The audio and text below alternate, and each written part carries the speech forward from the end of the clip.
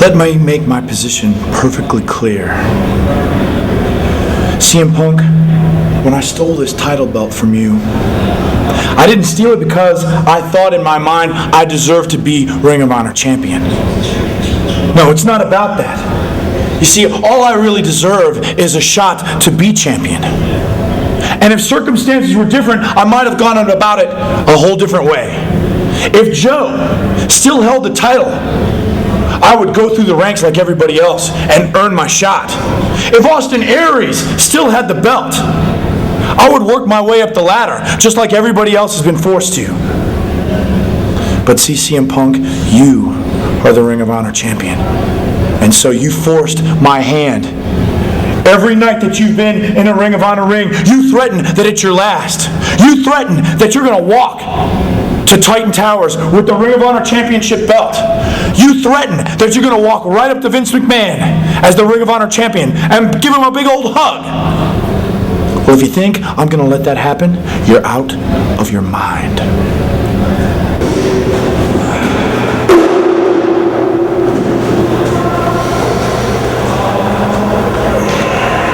Once again, the wrestling world is abuzz with news that only I hold. You see, tonight, everybody's speculating. The internet, Ring of Honor management, Ring of Honor wrestlers, the dirt sheets, Samurai TV, everybody wants to know, who's my mystery partner gonna be? Well, secret remains up here. But allow me to take you on my train of thought, to show you what's going through my head. You see, I could have went to the past. I could have gotten somebody that I grew up in the business with. Somebody that's been in Ring of Honor before. Like a Chris Sabin. Like a Petey Williams. Or maybe I could have went to the present. And I could have brought in somebody who's making big waves right now. Somebody like a Rhino. Or maybe a Sabu. Nobody would see any of those coming. Or maybe I could have looked to the future. And I could have brought in somebody that hasn't even been here, hasn't even been considered. Maybe somebody that's hot off the presses. Maybe somebody like a Charlie Haas. But if I've learned one thing in wrestling, it's that loose lips, they sink ships. And this ship is gonna sail.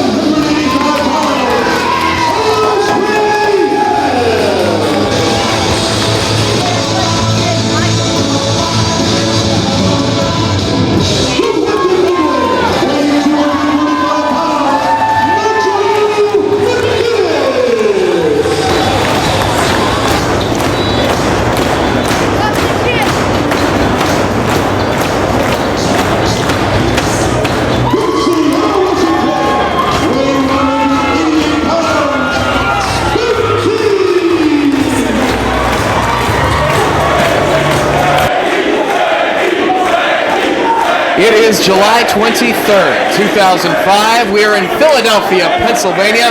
For the first time in 4 months, ROH back here in Philly, and more importantly, the return to Philadelphia, to their ROH home for both AJ Styles and the fallen angel, Christopher Daniels. We're getting things started off with four-corner survival, 2 men in the ring at a time. First ball wins it. Nigel McGuinness, Spanky, Azrael, and Deranged. And joining me at this time at the commentary table, CM Punk. Dave Prazak. How could you mention coming back to Philadelphia, the original home of Ring of Honor, without putting over the champ? Well, not many people in the locker room are too proud of your actions as of late. Who cares about what people in the locker room think? You see all those people, you see that gigantic sea of people right there, Dave? That's because of me. They've come here to see Ring of Honor, not They came here to see the champion CM Punk. They came to see me dismantle Christopher Daniels. I would argue that they came to see Christopher Daniels take that championship from you and truly represent this company. But right now we got 4 hungry athletes. Of course, Spanky making his return to Ring of Honor here in 2005. Really looking to make an impact. Azrael and Deranged, of course, they have history between one another. Really to elevate themselves on the card as well. And of course, Nigel McGuinness, one of the top stars here in ROH in 2005 as well. Boy, if Nigel McBritish is your top star after I split and head to Titan, what the hell are you guys going to do? We've got Azrael and Deranged to start things off. Of course, Lacey in the corner of Deranged, representing Lacey's Angels. Got Cheech in the corner as well. Todd Sinclair looking for a clean break here from Deranged, and he gets it.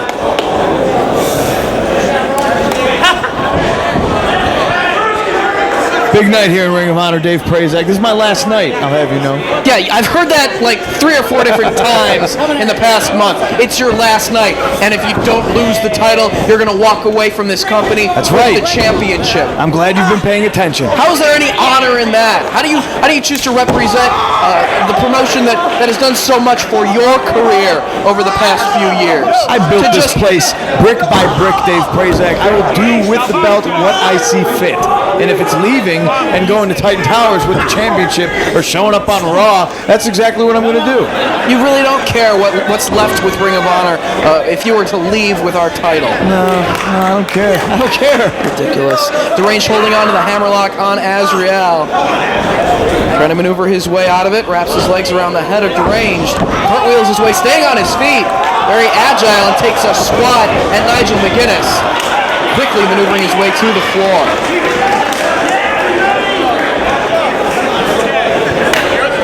Well, finally, we will see Christopher Daniels in the ring with you, CM Punk, one-on-one with the title on the line. And he had to steal that title belt from me in Connecticut to get that title shot, which I will gladly give to him. And I'm going to show Christopher Daniels exactly why I am the best wrestler in the world. See, there's a lot of hatred between Christopher Daniels and myself, and I could end the match at any moment, I'm sure, but I want to prove to Chris Daniels that I'm a better wrestler than him, and I'm going to do it here tonight during his precious homecoming. Nigel McGuinness getting a little preoccupied with Deranged. It's a chasing game out on the floor. Deranged heading back toward the entrance. Spanky's following him for some reason. Now take a look at Spanky right here. This is your typical Ring of Honor athlete, right? Yes, he's a very solid competitor, looking to earn titles here in 2005. Spanky will never, ever be a champion in Ring of Honor. Ever. How can you say that? He's a great wrestler. Oh, sure, he's a great wrestler. All 4 of these guys are great wrestlers, but they do not have what it takes to break into title contention for any of the belts here in Ring of Honor. I believe you're mistaken, as right now it's Deranged with the modification of the octopus right here on Azrael. Right into a backbreaker. Nice counter from Azrael. Doing damage to the back of Deranged. Works his way back up to his feet in the corner. Seriously, Dave, who do you see being a Ring of Honor caliber champion? And not only in this match, but in the entire company. I can say Besides Samoa myself, Joe, who Robert can do it all? Strong, Samoa Christopher Joe? Daniels. There's a lot of hungry athletes. Jay Lethal. You name it. There's a lot of wrestlers in that locker room that have the ability and the talent, as well as the drive to represent Ring of Honor as the top wrestler. Something that you just spit on, signing that WWE contract on the ROH title belt. What a disgrace. You bore me, Dave Prazak. That was rad, and you know it. You haven't named anybody so far that I haven't beat. I mean, It's just getting boring here. This is my last night, by the way. Yeah, it's your last No night. competition, Dave Prazak. No competition whatsoever. Well, it's your last night, and Christopher Daniels is going to walk away from Philadelphia wearing the championship because he actually wants to represent Ring of Honor. He came back here for a reason, not only to take the title from you, but to prove that he is still one of the top wrestlers in this promotion. Because right now, it's Deranged meeting nothing but the canvas at the hands of Azrael. Deranged hits the ropes. Big head scissors takes Azrael over. Spinning kick connects with the mush of Azrael as Lacey barking orders at her charge. Oh. Lacey barking orders like a Cocker Spaniel. Saying she's a dog, Dave Prazak. I'm not saying nothing of the sort, but she does have complete control over the Angels. She's really the top businesswoman here in Ring of Honor. Of course, we're seeing a lot of confrontation here in this match between Azrael and Deranged, formerly aligned in the now defunct Special K. As right now it's Nigel McGuinness holding onto that top rope, up and over and out to the floor. Now where's the honor in that? European uppercut from Nigel. Pitches him right back in. This time it's Spanky going to work on Deranged. It's nothing but the elbow of Spanky. Grabs hold of the head. Deranged right into the turnbuckle. Big chop from Spanky. Why is everybody Big picking on splash. Deranged? Maybe they see him as the weakness in this matchup. One of the smallest men in the contest is right now it's Nigel McGuinness with the extra elevation to the top turnbuckle, driving him down into the canvas. Good Lord! Pin that man, Nigel. Somebody pin that man. Azrael goes for the cover. Too much time between the impact of that maneuver and going for the victory right there. I would have hooked the leg. That's how I beat Roderick Strong. That's how I beat James Gibson. You got to hook the leg, Dave Prazak. You beat James Gibson by holding on to the ropes. I hooked his leg. It was clear on the camera shot you were holding the ropes. It was not a clean pinfall. You've proven that you'll do whatever it takes to walk away from Ring of Honor on your last show, holding on to the title to go to the WWE and spit on everything that this company has done for you. You're biased, Dave Prazak. No, I'd like to see somebody who's really proud of what they're accomplishing in the ring representing this promotion. You beat Roderick Strong using the ropes as well. Say that again? You beat Roderick I Strong. beat Roderick Strong. Holding the ropes as well. Not a clean victory. Everybody's supposed to be this big up-and-coming main eventer. I beat Roderick Strong. Twice! Great agility shown by Spanky, but Azrael lands the kick right upside the head. See if he can follow up right here, as he's got the veteran of Ring of Honor competition, one of the early staples of this company, Spanky, in the ring right now as Deranged tags himself back in, just smacking him across the face, and that just lit a fire under Spanky. Whoa, Spanky just hit the referee. Looked a little bit inadvertent right there, but that wasn't inadvertent, that low blow from Deranged. I think Spanky needs to go to some anger management classes. Perhaps Lacey can enroll him in some anger management classes. Lacey very happy with Deranged right here as he drives the knee into the side of the head of Spanky. Connects with the elbow as well. Lateral press, but very close to the ropes. Pick a winner for me, Dave Prazak. I mean, all four guys are extremely talented wrestlers, and thank God for that, because let's face it, nobody in this match is going to be winning any beauty contests anytime soon, especially Nigel McBritish, who's got to be the funniest looking guy on the roster. Funniest looking guy on the roster, and definitely the largest man in this contest in terms of power, in terms of height. He also has a great experience advantage over everyone in this matchup, about even with Spanky. As Deranged stomps away on the back of Spanky. I think Spanky's got the experience over Nigel McBritish, definitely. I mean, Nigel's an illegal alien. He's not an illegal alien. Spanky does have the Ring of Honor Spanky can experience. leave the country as he pleases. Nigel is an illegal alien. You can't exactly cross borders, you know, they'll catch him. Azrael brings himself into the matchup, goes to work on Spanky here. Going to work on the knee, drives it down. Holding onto that leg, dragon screw leg whip. You know, Lacey has threatened some changes to her faction, the Angels, if they don't start getting victories. They have an impressive unit and have been carrying out her orders, but they're not picking up the wins, and things have got to change if they want to maintain their spot in Lacey's camp. There's a nice leg lace by Azrael right there, but Spanky managed to get to the ropes. You still never told me who's winning this match, Dave. I'll go with Nigel McGuinness because he does have the size advantage. But of course, Azrael, we've seen in recent months, is improving by leaps and bounds, really fine-tuning his game. He's gotten a lot more serious in that ring. And now he's in command of the matchup, but in comes Nigel McGuinness.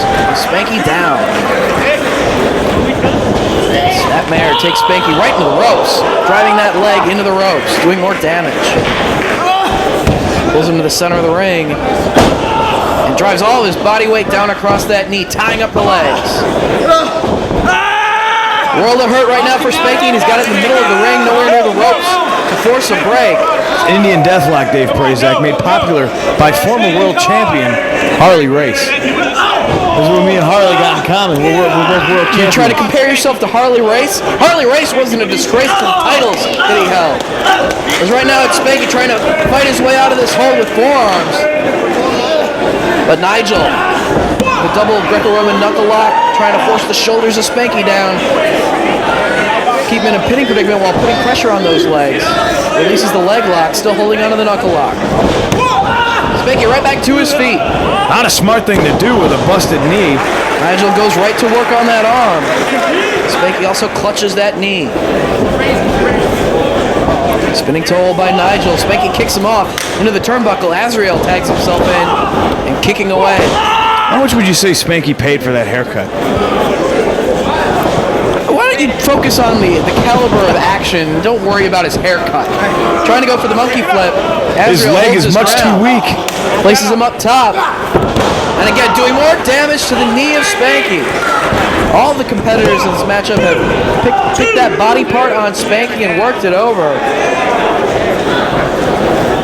You know, if he does have the experience advantage in this matchup, at least his body is suffering the effects. As Azrael comes charging, Spanky catches him and drives him face first into the turnbuckle. Desperation attempt. He's got to try to tag out here, Dave Prazak. Spanky trying to inch his way toward Deranged. Does Deranged even want in this match? Well, Spanky needs to get himself out of that ring with that bad knee. As Nigel McGuinness and Deranged, the legal men. 2 swings and a miss. Satellite head scissors attempt. He scores on the second time around. Nigel right back to his feet. Kind of out on his feet, though. Elevates Deranged, and he just crashes down to the canvas. Nigel comes charging. The ropes save him. He springs right back in and takes his head off with the lariat. And that's the second time in this match that he has absolutely knocked the bejesus out of Deranged. Now Cheech up on the apron, taking the attention of the official. Nigel forearms him back down to the floor. Cheech. You believe the fans actually like that guy? Proving once again that these Ring of Honor fans are complete idiots. Action spilling to the floor as Nigel with the European uppercut on Cheech. Bringing the action to all the representatives from Lacey's Angels at ringside. Where's Cloudy? Don't hit him, Nigel. You'll knock him out. Azrael goes soaring over the top rope and to the floor. Keep your eye on Spanky, still inside the ring. As Nigel and Deranged still battling on the floor. And Spanky takes Nigel to the floor.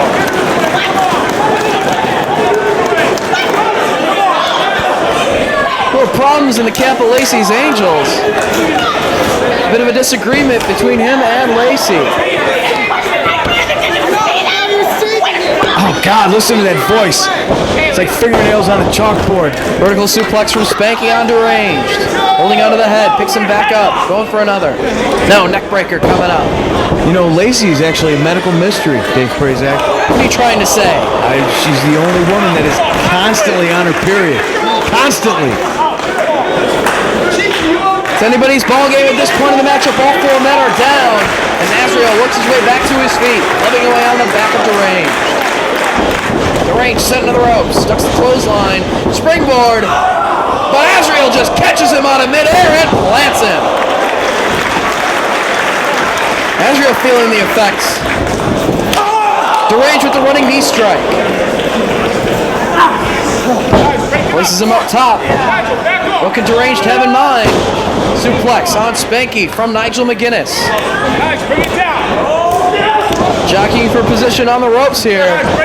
As Nigel back to his feet. Looking to powerbomb Deranged. Deranged trying to block it. Spanky still on his feet, forearms Nigel McGuinness. Reversal of the whip, Spanky into the ropes. Spanky barely got out of the way of that superplex. Flying forearm and the super kick connects. Going for slice bread number 2. And he hits it.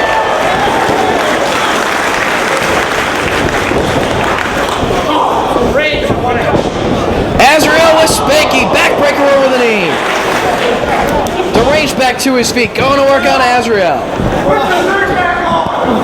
Azrael sent to the ropes. No, reversal of the whip. Deranged holds onto the top rope. Azrael comes, charges, elevated. Lands on the apron and throws Deranged down. Go for that senton. Deranged moves out of the way. Springboard. Going for the Rana. Azrael holds on. Jockeying for position right here. What's Spanky doing? I have no idea. Big super kick on Azrael. Deranged comes charging at Spanky. Catches him, looking for slice bread number 2. And he hits it on Deranged. Cover.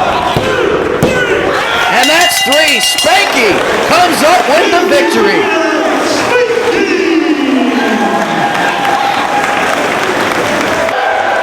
All right, ladies and gentlemen, I've got some very serious business to attend to this evening. As many of you know, Prince Nana has been mired in a great deal of controversy over his mistreatment of Jade Young. And ladies and gentlemen, I have a ruling, but I want Prince Nana to hear it for himself, so I invite Prince Nana to join me in the ring. You just relax, Prince Nana. Attention here, because you know, Nana, your actions toward this young lady are disgusting. And you know what? The Ring of Honor officials agree with me. So I want you to listen to this, and I want you to listen very, very closely. From Nana, from this moment on, you cannot pull this young lady by the hair. You cannot twist her arm. Physically abuse this lady in any way. It's the end of it, Nana. And I want you to understand that you either abide by this ROH ruling or the entire embassy will be fired from Ring of Honor. Do you understand, Nana?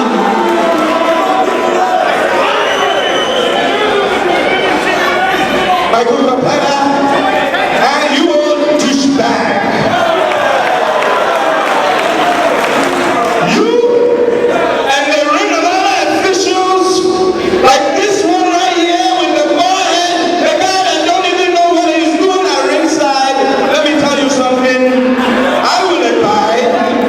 I have always abided with the Ring of Honor rules.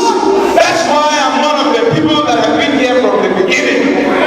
But let me tell you, all right, Jade Chung, sweetheart, Prince Nana, made you who you are.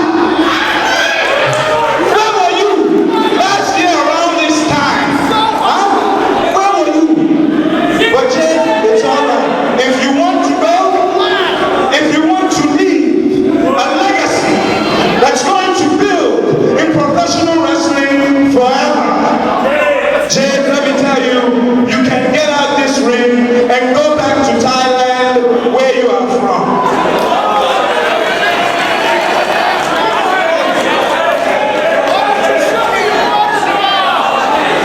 Do you want to go back? Do you want to go back to little huts? Do you want to go back to a family where your mother has about 11 kids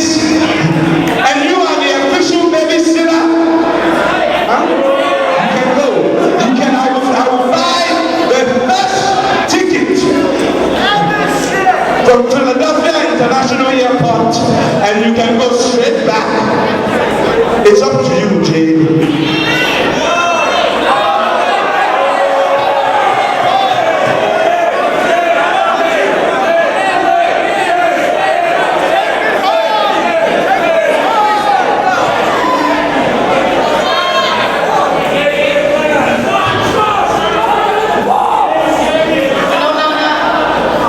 You're right. Things back home are really bad. Therefore, I'll stay with you at the embassy.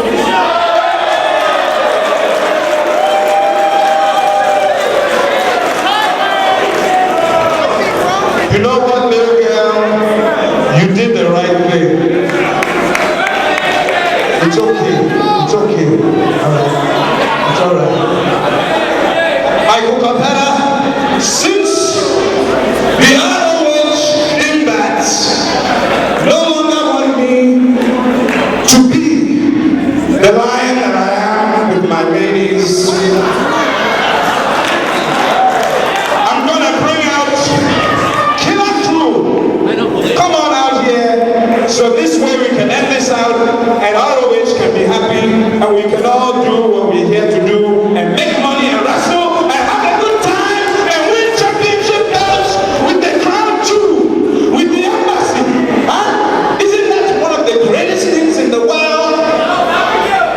Come on, crew.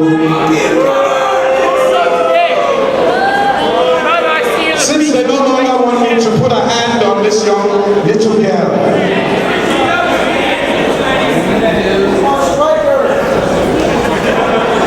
so now no longer are you going to be able to show your beautiful body to any of these fans. From now on, since you are still with the embassy, we are going to cover you up so you can no longer enjoy being free. All right? Yeah, crew, let's put this on hand and get her out of here.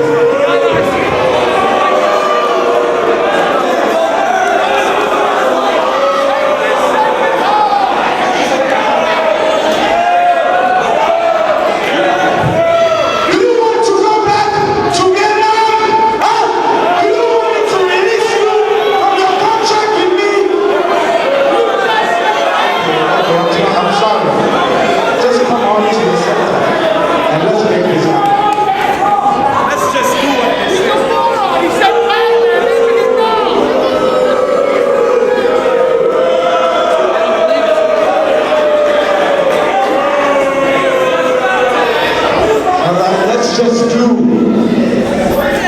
what these geezers want us to do and cover you up. Huh? Alright? See, since I'm no longer able to do, not that I was doing anything wrong in the first place, this is what we do in Ghana.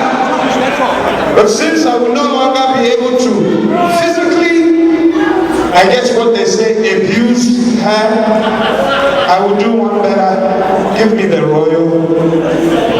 Give me the royal wish. The royal wish.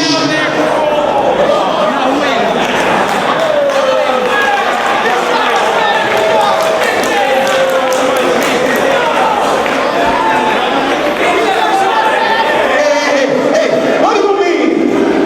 Hey, is there something wrong with me? Huh? Is there something wrong with you?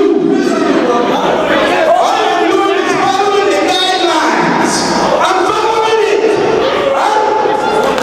I'm following the guidelines. Look, guys, you just remember that ruling. You remember the ruling of Ring of Honor. And I can't stand this anymore. This is deplorable, and I won't have any part of it. I'm out of here, guys. Just remember, you lay a hand on her, and you're fired. That's all you need to know.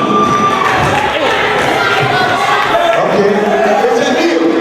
It's a deal. I won't put one hand on her, but put the leash on your neck now. You won't feel on her hand. Can leash your neck? Put it on. There you go. Huh? You see? You see how easy that is, huh? Huh? You see? Ladies and gentlemen, Your wishes have come true. Thank you for having me in your second tonight. Jay, can you please open the ropes so my crew and I can get out of this ring? Open the ropes over there so my crew and I can get out of the ring.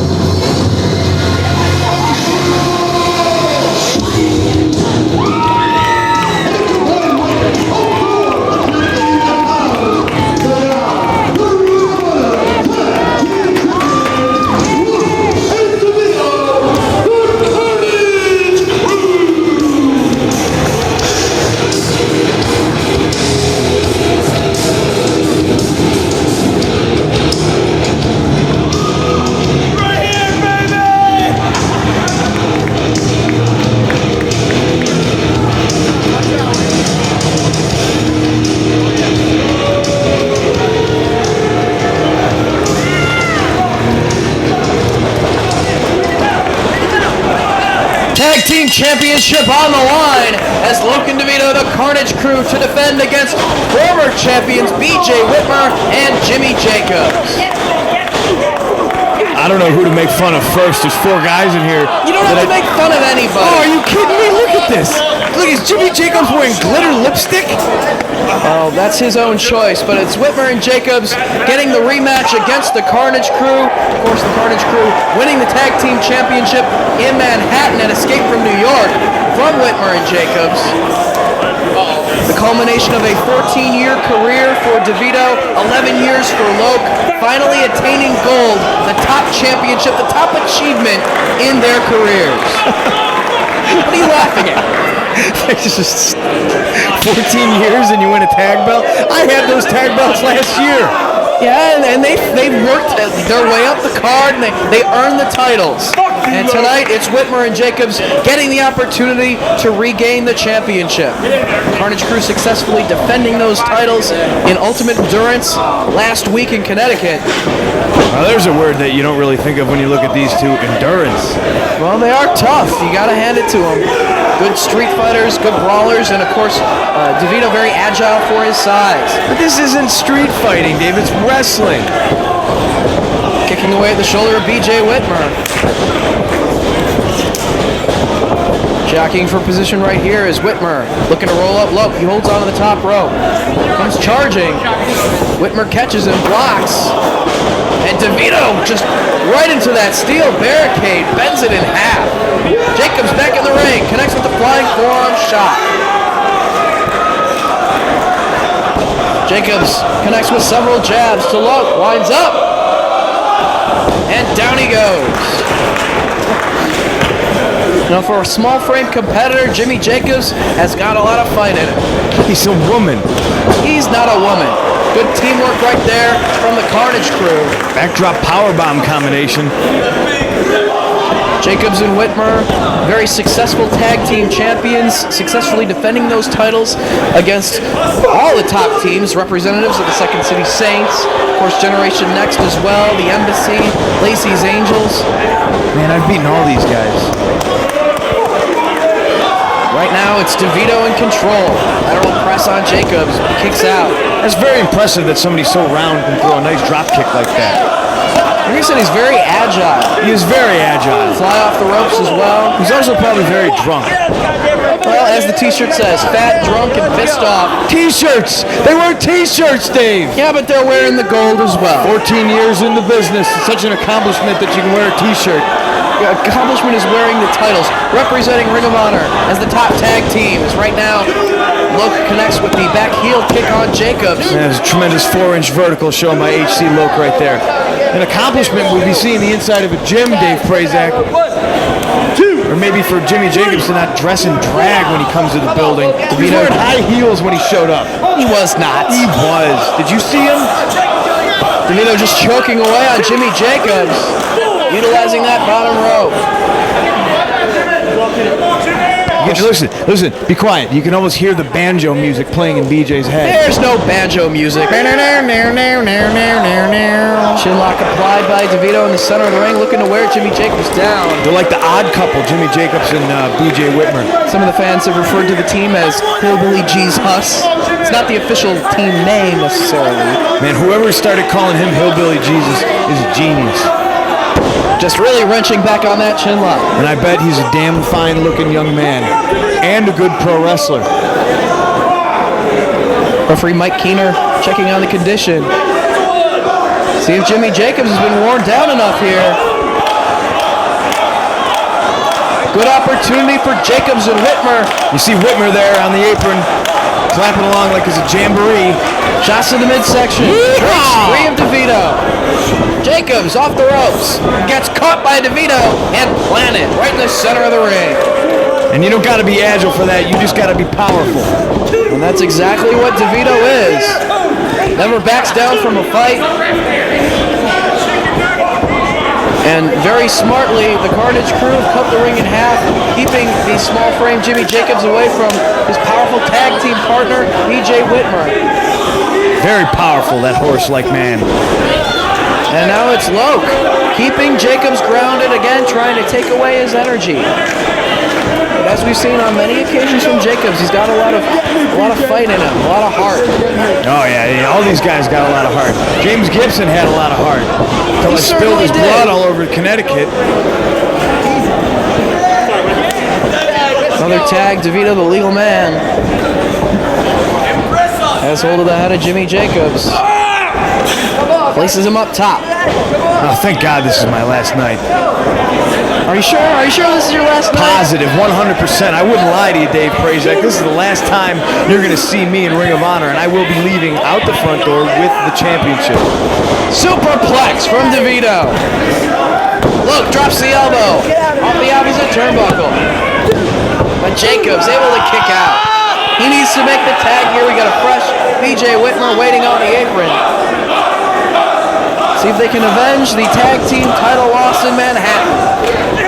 Goes to the eyes of Jacobs. As Loke looking to follow up. Shot down across the back.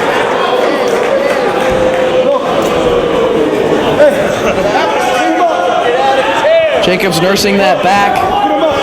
Frequent tags on the side of the Carnage crew.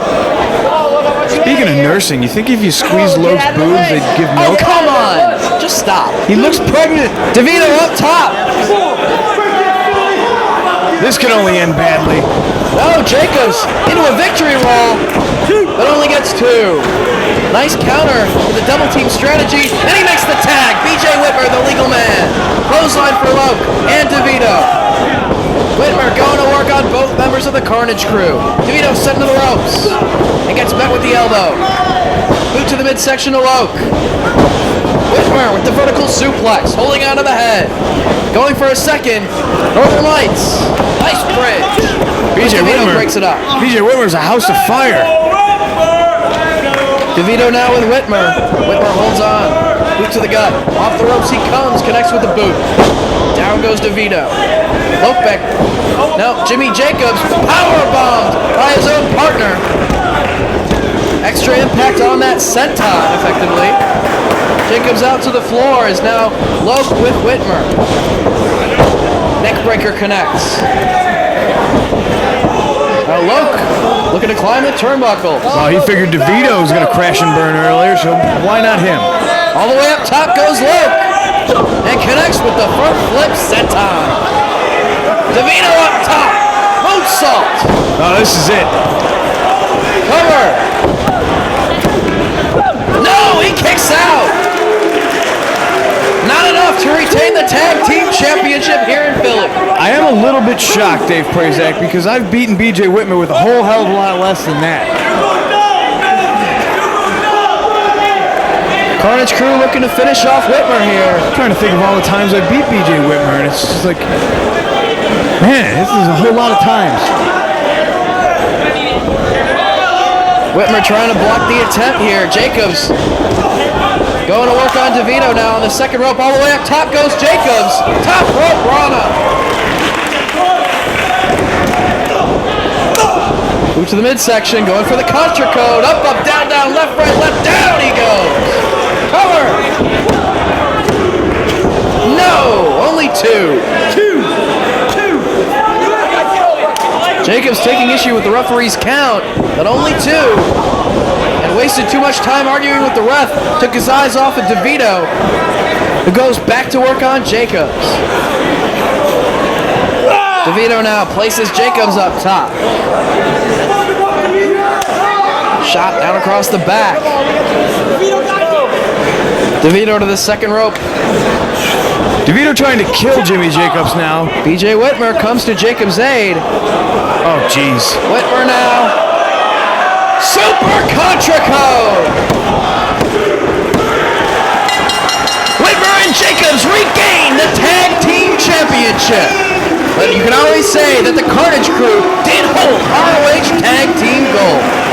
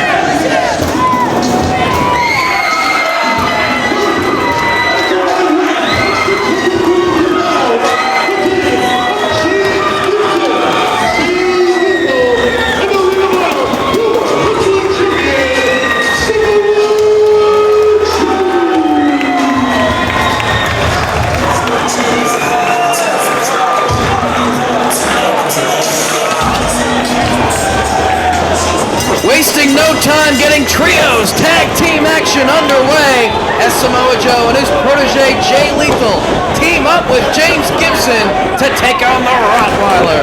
And to form the biggest group of losers I've ever seen in my entire life. Oh, please. Oh, please, A nothing. formidable team. Jay Lethal, loser. James Gibson, big loser. Samoa Joe, big loser. Samoa Joe, current pure champion here in Ring of Honor. That means nothing to me, Dave Praise. Like the man himself told me that belt meant nothing. The world title is the one everybody wants. That's the important belt. The pure one is simply pure crap. Joe said it himself. Joe Now he's has just a done- big stinking. that was a long he's a time ago. big-nosed hypocrite. Joe has done a lot in the past several months to elevate the prestige of the pure title, much like he did for the world title last year. He hasn't done anything with the world title recently. I'm making that title mean stuff. I'm taking that thing places, man. You're making the entire locker room want to take it off of your shoulder and put it around anybody's waist other than yours to keep it in this company. But right now, Todd Sinclair trying to get one in and one out on each side here in this six-man matchup.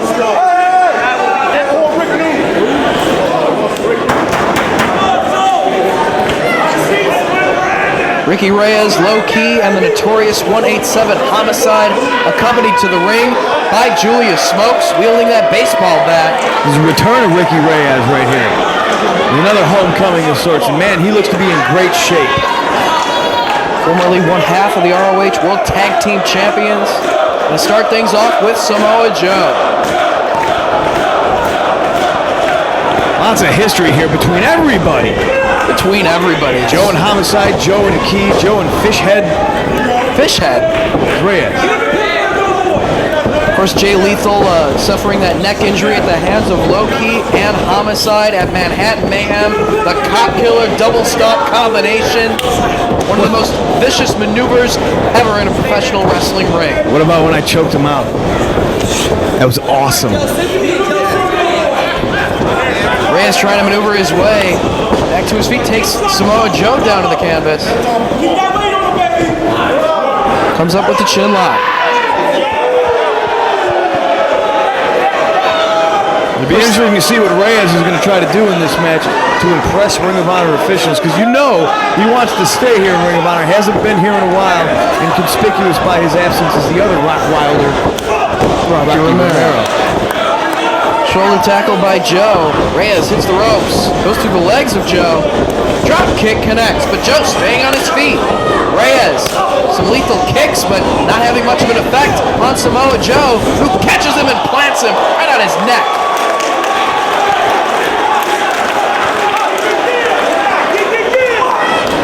Slow to his feet. Reyes is in trouble here. Homicide and Low Key shouting encouragement as Samoa Joe pulls Reyes into his corner. In comes James Gibson.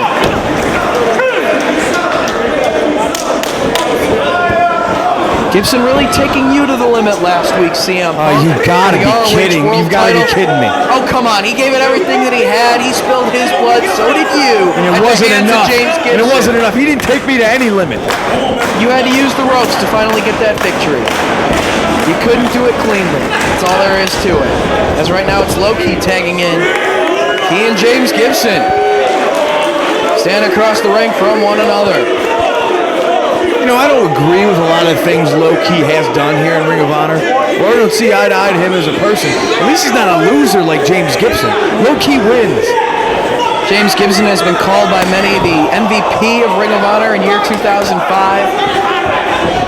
Several impressive outings, really upping his game here in Ring of Honor. Look at James Gibson right there taking little words of advice from Samoa Joe, which I'm sure is just ridiculous. What can Joe tell him to do? Hey, let him kick you in the head a lot. That beat me one time. Ridiculous. No, you're ridiculous. Everybody on that opposite side of the ring has beaten Samoa Joe. It's the greatest thing ever. Gibson in control, Low Key right here, holding onto that arm. Ringing away on it, holding onto the wrist lock. Key rolls forward and connects with the kick. Frees himself from the armbar. You know, this six-man sort of reminds me of Reborn Completion when we saw the Rottweilers take on Samoa Joe and the Briscoes. Of course, that saw the return of Low Ki at the end of that matchup. As now Gibson, holding onto the hammerlock, takes out the leg of Low Ki. Trying to force his shoulders down to the canvas. Greco-Roman knuckle lock. The Ki trying to use his power to keep his shoulders up. Bridge is up this time. Referee Todd Sinclair right on top of things. Trying to break the bridge of Low Ki, but he maintains the bridge. And powering his way up. Impressive strength shown by Low Ki. He's just showing off now. What he needs to do is just kick Gibson right in the face. Both men back to their feet. Still holding on to the knuckle lock. Gibson up against the ropes. Sinclair applies the count. And Ki with the chop right across the chest of Gibson. And you see Homicide, the leader of the Rottweilers right there. He's very pleased. But Gibson firing right back.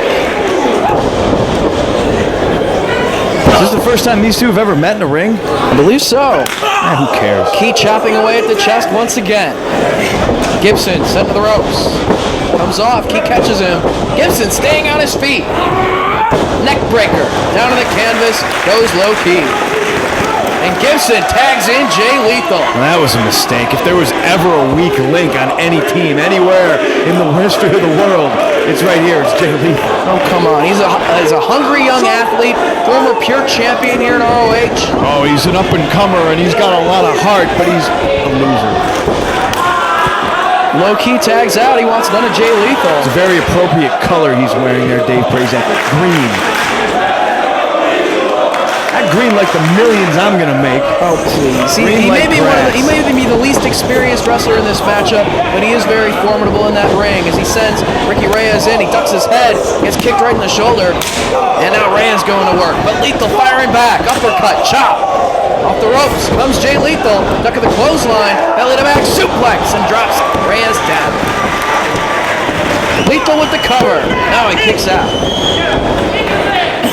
See Homicide, as soon as he saw Lethal, turned to face him, got back outside of that ring.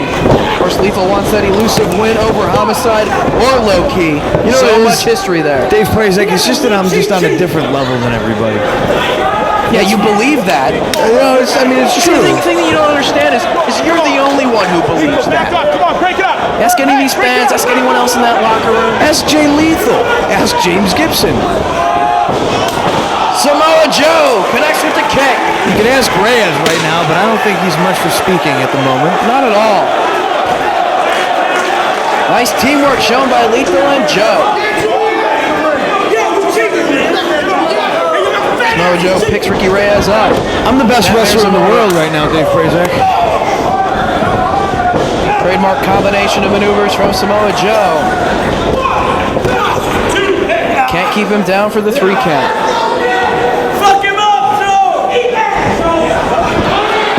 Reyes drew into the turnbuckle. Tag, in comes James Gibson once again. Reyes and Gibson very similar in stature. A little bit of weight advantage for Ricky Reyes. Quick leg drop from Gibson. Lateral press. Not hooking the leg. Let's go! Gibson tries hard. I'll give him that. He tries hard. Backbreaker right over the knee. Connects with the forearm on Low Ki. Here comes Homicide in the ring as well. Gibson fighting off all 3 of the Rottweilers all by himself right here. Referee needs to regain order. As Homicide and Low Ki back outside the ring. Gibson off the ropes, and Homicide connects with the kick to the back, right into the clutches of Reyes with the release over the head, belly-to-belly suplex. Low Ki tag back in. Just stomping away at the chest of Gibson.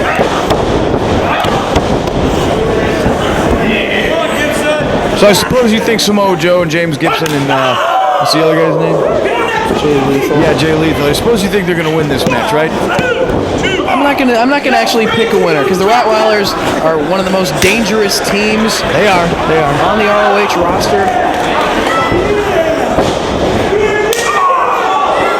Homicide clamps on the chin lock right in the middle of the ring, trying to wear down James Gibson. Punk, are you fully prepared to step in the ring with Christopher Daniels tonight with that title on the line? You're kidding, right? All this time that Christopher Daniels has been forced to spend away from Ring of Honor, finally he's back here, finally he can go after the championship. Christopher Daniels is a joke. That you would even say that is a joke. As Ricky Reyes back in, going to work on Gibson, pulls him back up. I speak the truth, Dave Prazak. A lot of people don't like to hear it, but it's true. You know, everything I say and do it's going to be brilliant once I'm dead. Everyone's going to realize, once I'm gone, Dave, it's it. Everyone's going to finally realize exactly how important I was to Ring of Honor. What do you mean Not that's Christopher it? Daniels, not AJ Styles, not Loki Doki, not any of them. Homicide and James Gibson. Just pounding away on Gibson. I'm a genius. A genius for trying to take the championship out of the company. It's called being selfish. As right now, back and forth, Homicide and Gibson. Exchange of strikes, neither man going down. Finally, Homicide does. But right back to his feet. Gibson off the ropes. Sends Homicide in. Drop kick from Gibson. I was here through the rough times, Dave Prazak. I'm the one who carried this company through. Who else is going to do the commentary and run the school and train the new kids and carry this company and sell more DVDs and more merchandise than anybody? I pay the bills around here. You think James Gibson's going to do the commentary? Keep your eye on Jay Lethal. He's going to work on everybody right here. He's fighting off all the Rottweilers by himself. Yeah, what a joke Jay Lethal is right now. He's got the upper hand. He's hiding behind the referee. You want James Gibson to do the commentary with you so you can talk about crocodiles and armadillos and pills and four-wheelers? Hey, as much as you want to take credit for everything that Ring of Honor has accomplished in the past year or so, it's been the entire roster that has stepped it up. Everybody on the crew. And right now, Homicide with the lariat on the floor as Julius Smokes gets a kick in. Reyes just stomping away on Jay Lethal. Of course, the one weakness in the team of Lethal, Gibson, and Samoa Joe is Jay Lethal. Of course, he has that nagging neck injury at the hands of the Rottweilers. Who'll forget the Lethal Homicide matchup at Escape from New York? There's so much history.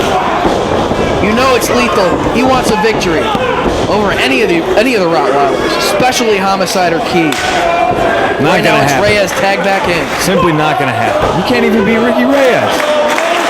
Certainly can't beat me. I choked him out. Headbutt from Reyes sends Lethal down to the canvas. Hit him with that muscle buster, and then I choked him out. Off the ropes he comes, meets nothing but the elbow of Reyes. Crowd here in Philadelphia solidly behind Lethal. As Reyes scoops him up, lands him with the body slam. Drives the knee down as well.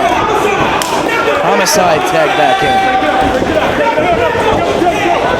Referee trying to keep Samoa Joe out of the ring. As Homicide just blatantly choking the man. Hey, it's legal if the ref doesn't see it. Well, the referee needs to turn around and keep his eyes on the action. Joe and Gibson are outside the ring. T-bone suplex with the bridge. It only gets two. Lethal hanging in there. Oh, he's in bad shape, though. Homicide just kicking away. I really don't think that neck has had sufficient time to properly heal from that double stomp cop killer combo. No, he decided to come back. He wanted his revenge. He wanted to send a message. Well, that's That he not wasn't smart. going to take that kind of a beating from the Rottweilers. It shows the determination of Jay Lethal. Yeah, you're making me cry.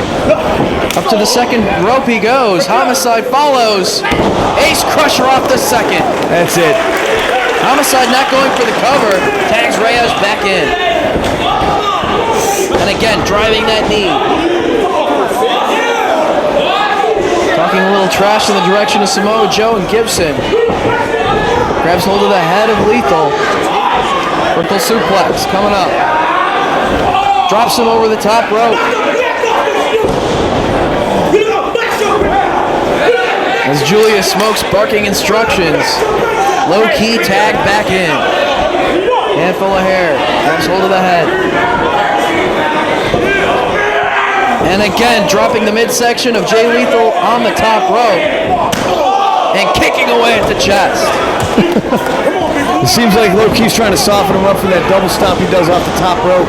Just baiting Gibson and Samoa Joe into the ring. Oh, here we go. Taking the attention of the official, and that baseball bat coming into play. Come on. Well, you can't get the job done man on man inside the ring. You gotta beat him with a bat on the floor. I didn't have to beat Jay Lethal with a bat. I'm talking about the Rottweiler. I'm just saying. Low key with Lethal. I mean, there's no doubt about it, Dave Prazak. The Rottweilers are cheaters. And that's just unacceptable in Ring of Honor. Yeah. Double team strategy. Double drop toe hold. Camel clutch applied by Low Key. Homicide off the ropes. And connects with a drop kick right to the face. Oh, they're not Homicide holding Lethal for Low Key. He hits the ropes. Gets the momentum on his side. Oh! And just right to the face, very wisely, Lethal rolling to the floor. Well, I don't think he knows where he was. He could have probably made a tag right there if he just reached out. Very smart to roll to the floor. Just stay down. Tell him to stay down. Samoa Joe and James Gibson checking on the condition of Lethal. You know, of course he wasn't 100% going into this matchup. He could be hurt even worse right now. I don't even know if he's going to be able to continue here. And what the Rottweilers just did is pissed off Samoa Joe even more. Trying to take his protege out of action. Gibson encouraging Lethal to hang in there. As he rolls back inside the ring, and Homicide goes back to work.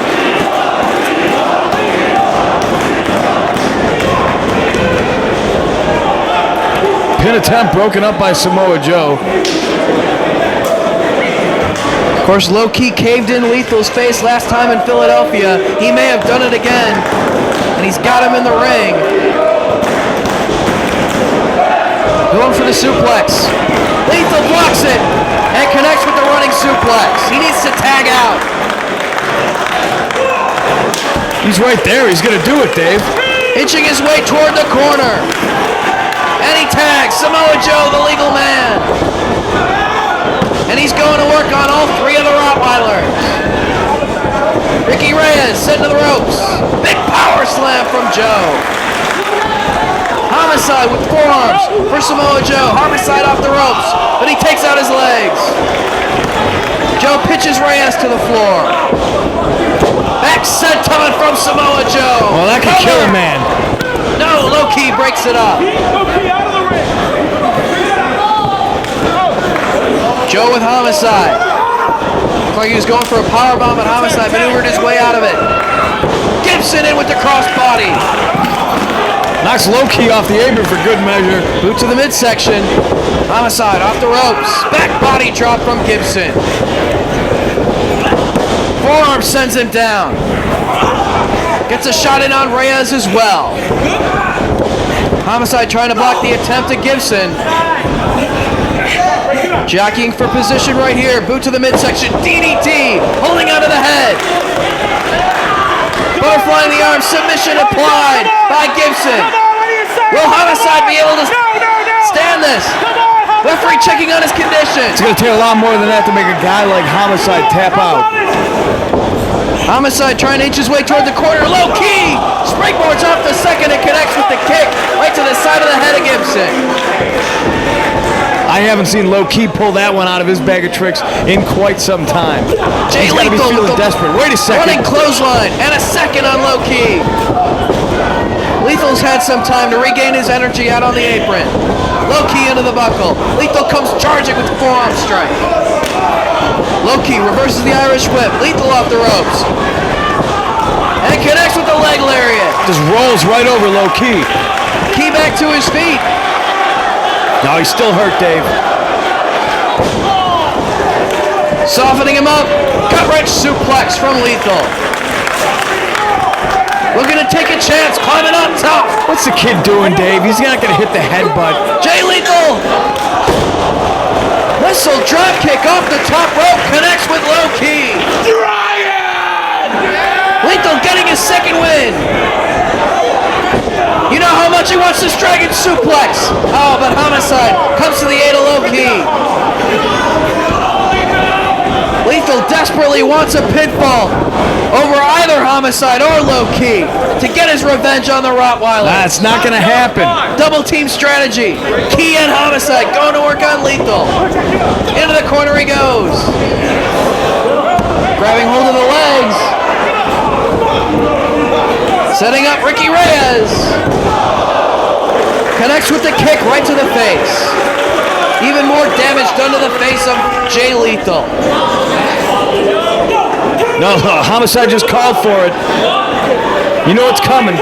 Grabs a handful of hair, pulling Lethal into the center of the ring, looking for the cop killer. No, Cop killer, not again, double not stomp. again. Cop killer, double stomp, no! Oh, kill him. Gibson comes to Lethal's aid, makes the save. Low key and Homicide collide.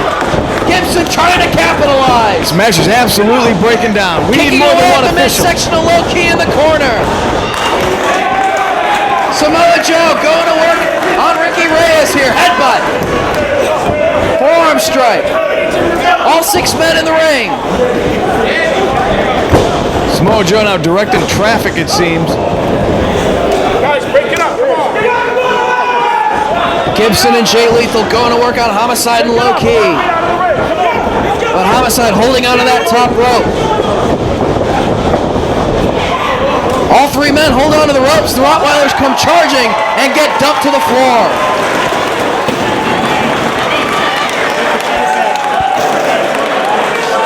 The tide of the match is turned in the favor of Samoa Joe's team.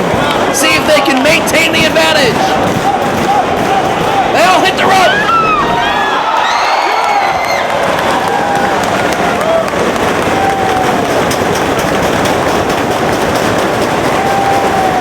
All 3 men connect with suicide dives to the floor. I think Low-Key was crying. Did you see the look on his face? Low-Key was crying, Dave Prazak. Samoa Joe and Homicide. It's time for the leg kick. And destroys Homicide's face as well as that steel barricade. Completely unnecessary. Those things cost money, you know. It's probably just going to cut into my merchandise check. Crowd solidly behind Samoa Joe. Pitches Homicide back inside the ring. Gibson looking to capitalize. Tiger Driver trying to butterfly the arms of Homicide. Can he get it? No, Homicide blocks. Oh, he takes his eyes off the prize, and look at this. He's got a chain. Homicide wrapping a chain around his forearm. Who was that thug that just handed him that chain? Referee doesn't see any of this. Lariat with that chain wrapped around the forearm. Cover. It was like 3 feet of chain. Oh, come on. The Rottweilers pull out the victory.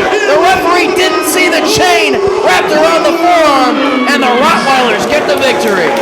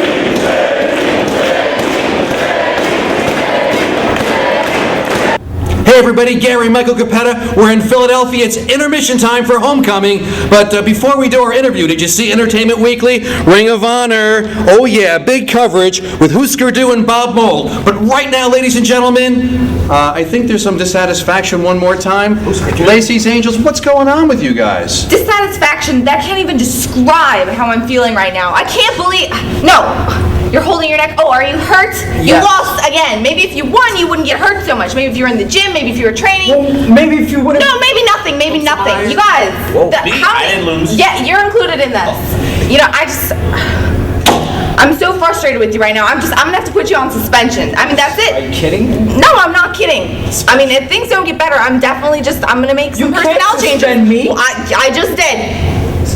Ooh, now guys, I can't deal with all of it. I'm going to read my Entertainment Weekly and Ring of Honor. You guys figure it out because we're about ready to go to the second half of tonight's big show here in Philadelphia. Can't be serious.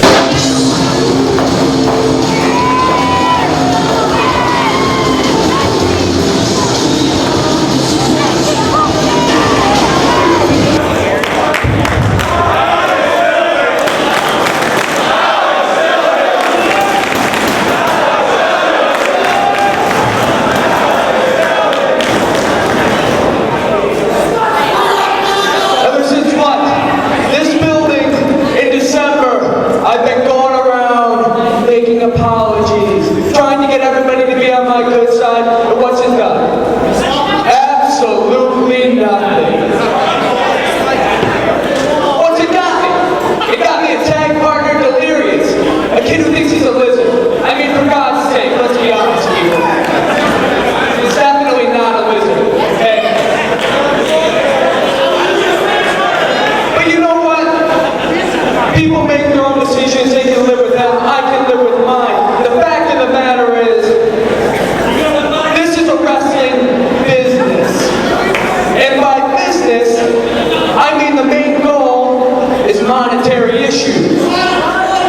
The main goal is to earn as much money as possible. And on that note, I didn't sell out, people. I bought in.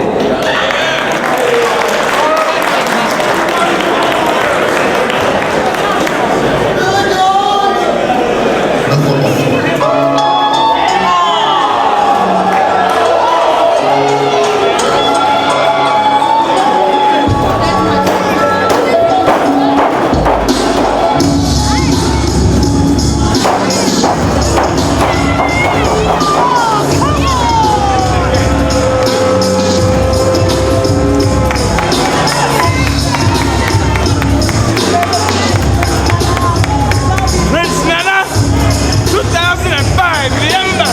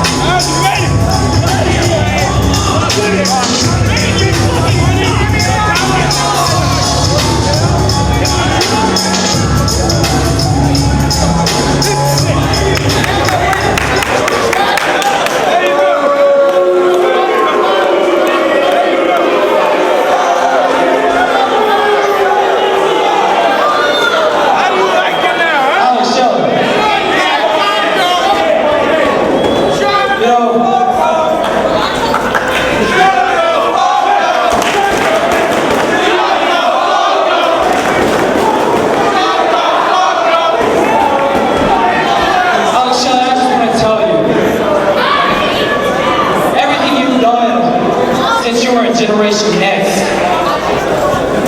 I've looked deep into my heart, I forgave. Because you taught me one thing, that nice guys finish last. So Alex Shelley, let me be the first to welcome you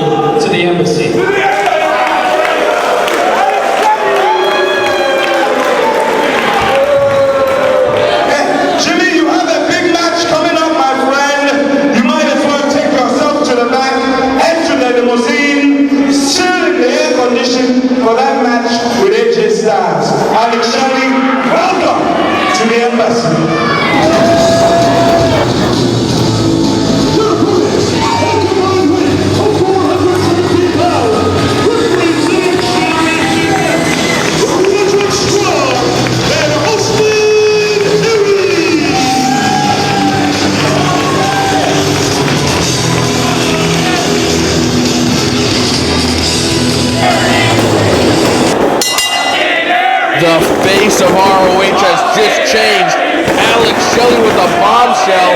Joining the embassy, it'll be Alex Shelley and his mystery partner, Fast Eddie, against Generation Next of Roderick Strong and former ROH World Champion Austin Aries. You know, when I was thinking of the possibilities as to who the mystery partner of Alex Shelley would be in this matchup, Fast Eddie was not someone that came to mind. I never dreamed he would join the embassy. Well, Jimmy Rave, the first one to actually accept the apology of Alex Shelley and welcome him with open arms into the embassy. We saw the promo from earlier tonight. That's Eddie right now jumping Austin Aries. As I was saying, we saw the promo of Alex Shelley dressing in a stairwell. Of course, we saw in the past, he was kicked out of the locker room, excommunicated from the locker room of Mariah. To everyone on the ROH roster, as Austin Aries taking it to Eddie Vegas, tagging out to Roderick Strong. And it looks like Alex Shelley has finally found acceptance in the embassy. I wouldn't really want to be accepted by that group anyway. Well, it sounds like there was a lot of money involved in that acceptance. Alex Shelley taking Prince Nana's payoff. Some good double team work right here from Generation Next. Only gets two. Aries and Strong looking good so far against Fast Eddie. Of course, Jack Evans still on a self-imposed sabbatical as he was disappointed in his performances here in ROH, losing some matches. He's off training. He should be back soon. Again, double team strategy by Generation Next. Nice drop kick from Roderick Strong. I'll go so far as to say that's one of the best drop kicks in the business today. Only gets two. Of course, I'm taking over for CM Punk right now. Yeah, thankfully. All he did was talk about how great he was and how everyone in the ring is inferior. If Punk is so much better than everybody else, it's funny how he took off an intermission to start getting ready for that Christopher Daniels World Title match and couldn't do commentary. I guess he has to be a little bit worried. I used to like doing commentary. Well, right now, though, we have Generation Next looking strong against the new embassy. Of course, Alex Shelley was booted out of Generation Next in this very building at Final Battle 2004. Here comes Austin Aries. Sails in on the Fast Eddie. Only an ear fall. Aries looking to follow up. Springboard's off the second with the moonsault. Get out of the way. Alex Shelley having his hands full with Generation Next all year, actually being put out with injuries by Generation Next on a couple of occasions, including New Frontiers. We saw Aries and Strong dump him off of that stretcher after injuring his back. Now he's finally found some people that he can rely on. And thus far, it's been all Fast Eddie Vegas for the team of the embassy in this matchup thus far. You know, Alex Shelley not really in the ring right away with his former teammates. No, he's not too quick to get in the ring with them. Of course, we have seen Alex Shelley in two great battles against Roderick Strong at New Frontiers and Nowhere to Run, or excuse me, the Final Showdown.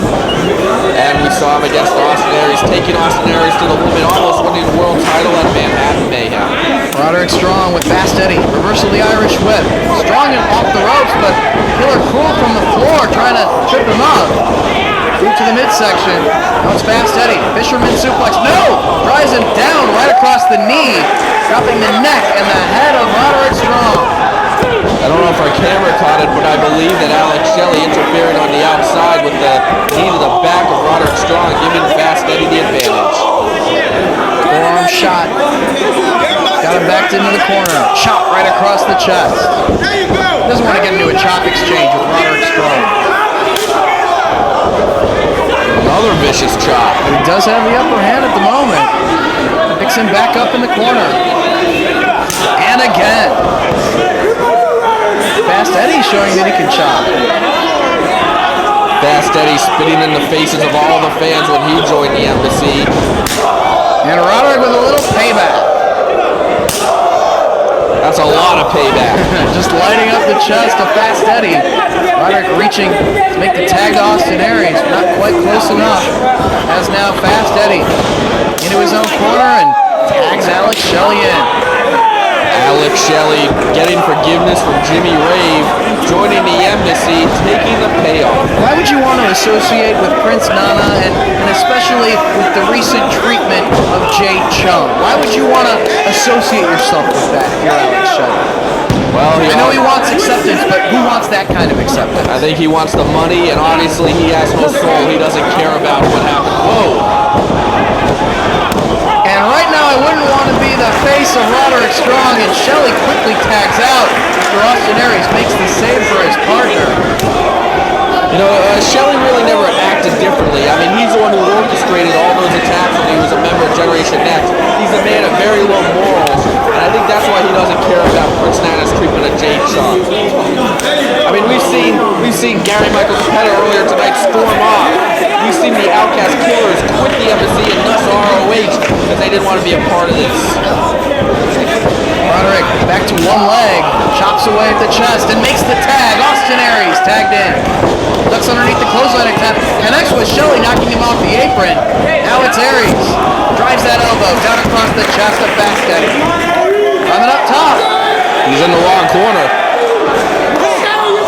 And he paid the price right there. As it was Shelley from the apron.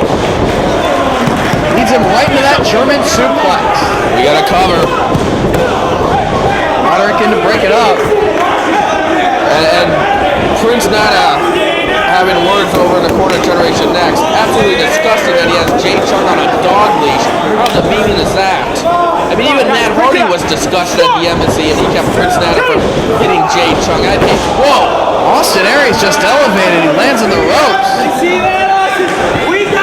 Yeah, it's all about the money.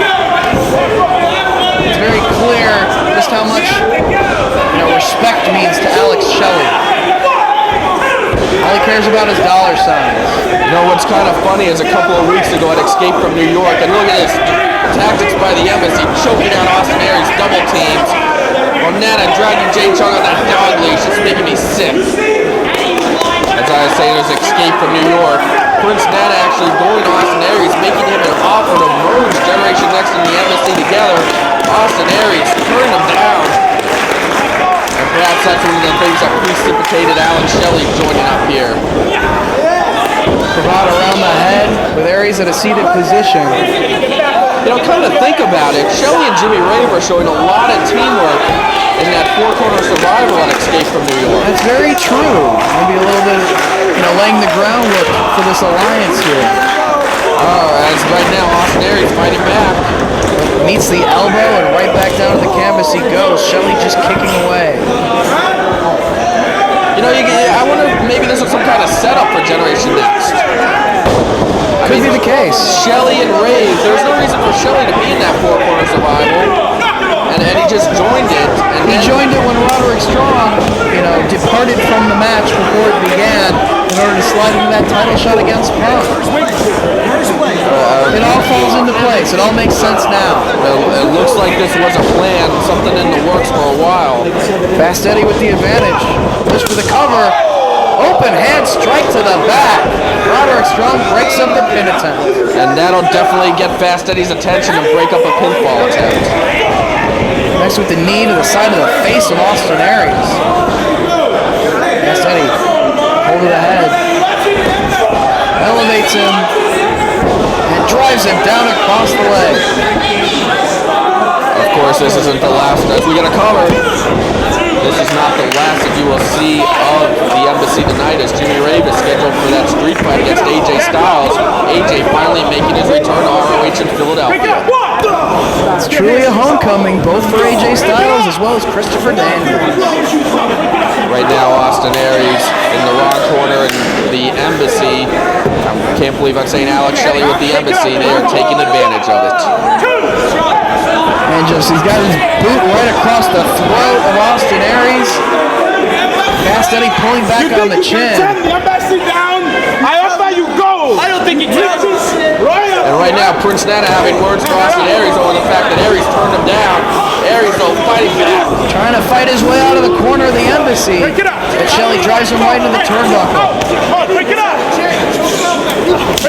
And Shelley tagging in Fast Eddie. Going to work on Aries. That bears him out of the corner. You know, these are normally the tactics that Austin Aries and Roderick Strong are trying to pull on their opponents. Now they're getting a taste of their own medicine at the hands of their former leader, Alex Shelley. The knee of Fast Eddie into the back of Austin Aries, pulling back on the chin, trying to wear him down. The former ROH World Champion trying to fight his way out of this position. Can he make the tag? No. Right as he was inching his way toward his corner, Fast Eddie grabbed hold of Aries and tossed him right down on the mat. Frequent tags on the side of the embassy. Alex Shelley climbing up top. No, Aries ducking. And takes him over. Nice run. Let's see if he can make the tag. Roaring elbow. He's close. Yes. And he tags Roderick Strong, the legal man. Going to work on both Alex Shelley and Fast Eddie. Backbreaker right over the knee. No one does it better. Cradles the leg. Backbreaker for Fast Eddie as well. Blocks the super kick attempt. Roderick Strong, no, Shelley staying on his feet. Connects with the super kick on Strong. Shelley now. Golden Gate swing. Double team maneuver here. Not going for the cover, setting up Fast Eddie for the moonsault. He nails it. Both men going for the cover. I don't know if Todd Sinclair should have counted that with both men on top. Trying to get one man out of the ring. He's telling Fast Eddie he's got to get out of the ring.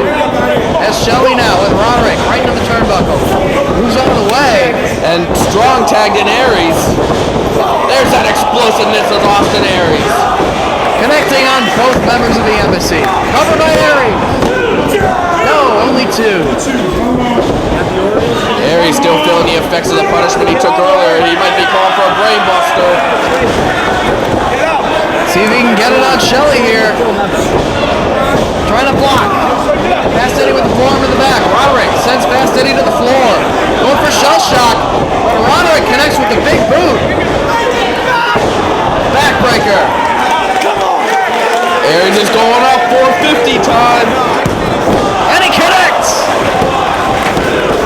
No, Fast Eddie breaks it up. Roderick with Fast Eddie. Sent to the ropes. Killer Crew from the floor. Pulls Fast Eddie to the floor to make the save. But Roderick dives and takes them both down. That'll neutralize the Killer Crew. And what's Jimmy Rave doing? With the steel chair across the back of Aries. The referee not seeing any of this. Aries has the chair. No running knee. Chair right to the face. Aries is out. Jimmy Rave slides to the floor.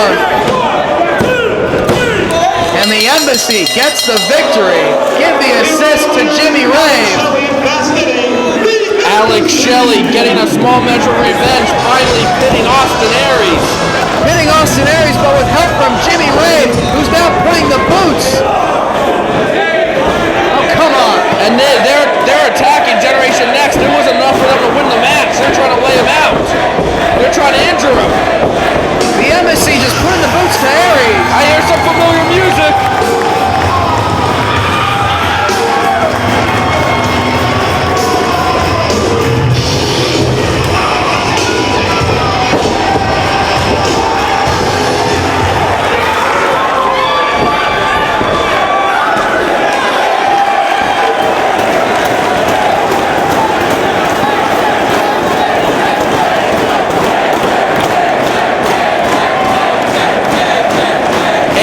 Styles finally returning to ROH in Philadelphia. This is the place where he made his name in the Northeast. AJ Styles making the save. I don't think AJ Styles wants to wait for the street fight. It looks like AJ Styles wants the street fight right here and right now. Shut up! Jimmy Rave hesitant to get in the ring. I don't blame him. AJ's ready for it now. So many memories of AJ Styles in Philadelphia. The first match he ever had against Loki, making him a star in one night at a night of appreciation. Just the third ever ROH show. And the fans are so happy to have him back. Whoever forget Road to the title against Christopher Daniels. The matches where he teamed up with Amazing Red to defend the tag team titles against Jay and Mark Briscoe. Night of Champions and Epic Encounter, two of the most exciting tag matches ever. And we're underway in this street fight, no rules. Jimmy Rave strikes first, but AJ Styles gets the upper hand, just pounding away on Jimmy Rave. And out to the floor he goes. AJ follows. AJ Styles has waited a long time to get his hands on Jimmy Rave in a match like this, especially after Sign of Dishonor when Jimmy Rave tried to suffocate him with a plastic bag, and AJ's getting his revenge right now. Repeatedly driving the head of Jimmy Rave into the steel barricade. AJ momentarily distracted by Prince Nana, but that's not going to save Jimmy Rave. Right into the steel. And all of the embassy trying to get onto the path of the Phenomenal One. He's got Jimmy Rave. Sends him into the guardrail once again.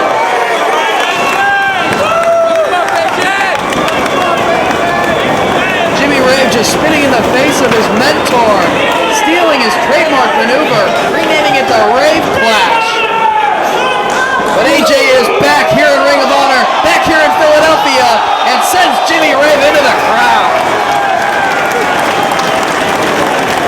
This match could go out to the streets.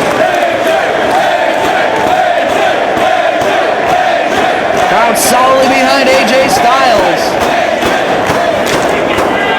as they're going to take this battle into the crowd. It's a street fight, it's all good. This is going to go on until there's a winner. No rules, no disqualifications. They're fighting all over the building here. AJ Styles pounding his former protege.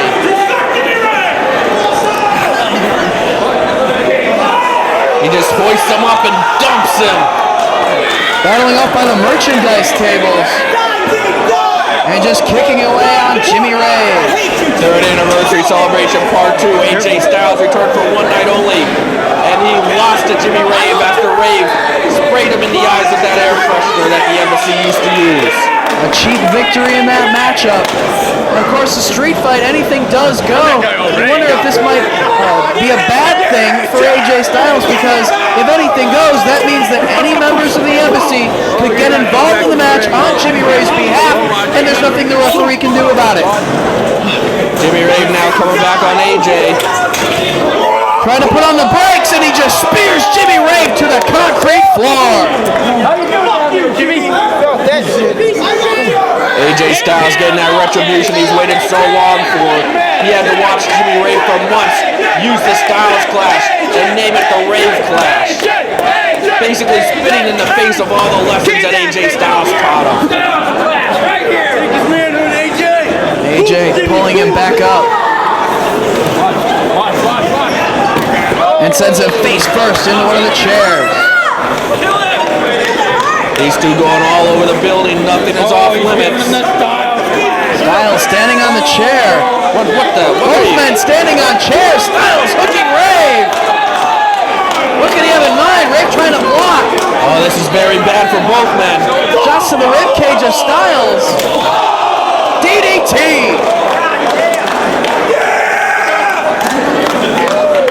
AJ got the worst of that one. Jimmy Rave finally getting some offense, and that's a definite momentum changer. Of course, the finish could only happen in the ring. Pinfalls and submissions only in the ring. Right now, what you're seeing on the floor is just about a fight. Series of headbutts from Jimmy Rave connect with AJ Styles. Rave comes charging and clotheslines him over the barricade. Both men working their way back toward the ring.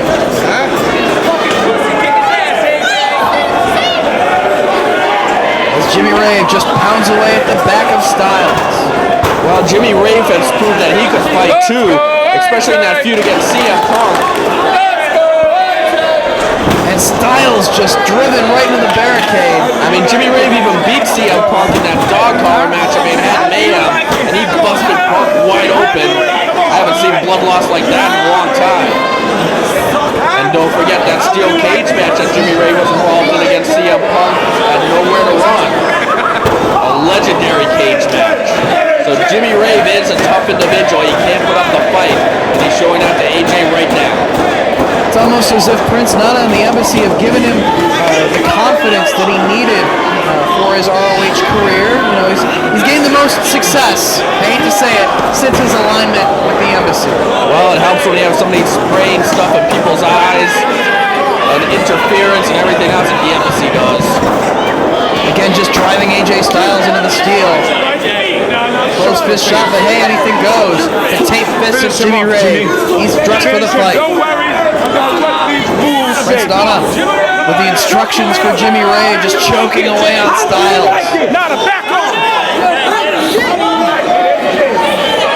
Not necessarily AJ Styles type of match. And again into the steel. And you see that scorn, that scowl on the face of Jimmy Ray. He hates these fans, he hates AJ Styles. And I can't believe Jimmy Ray forgiving Alex Shelley. I never forget World Title Classic with Generation Next, bloody Jimmy Ray. AJ Styles trying to elevate Jimmy Ray, but he lands a shot right to the mouth.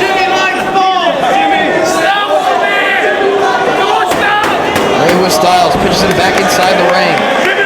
There's no telling what Jimmy Ray will pull out. Could it be the shoelace again? Steel chair.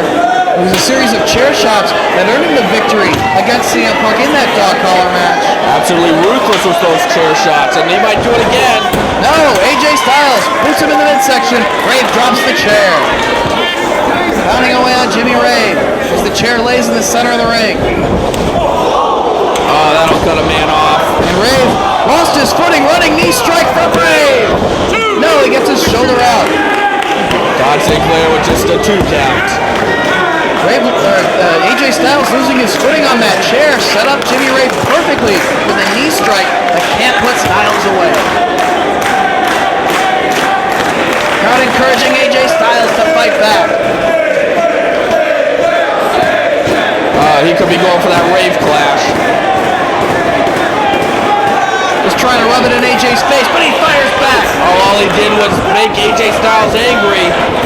Fired up AJ Styles. The adrenaline's flowing now. Series of headbutts from AJ Styles. I'm getting a headache just watching this.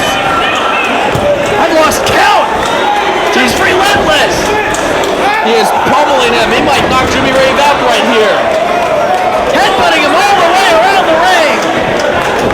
And AJ knocking himself a little bit loopy. I'm knocked a little bit loopy. This huge crowd here in Philadelphia showing their appreciation for AJ Styles. And Jimmy Ray is busted open. The headbutts of AJ Styles taking its toll on Jimmy Ray. The blood flows down the face. Styles just working over that cut. He's trying to split the cut open more with his fist. Simple and effective. AJ Styles like a shark to blood. He wants to see Jimmy Ray bleed more. And Prince Nana just manhandling Jay Chung again at ringside. I wish he would just break away already. I can't believe she puts up with that kind of abuse.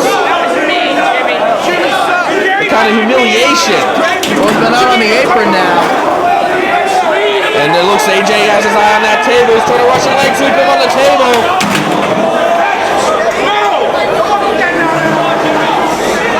No.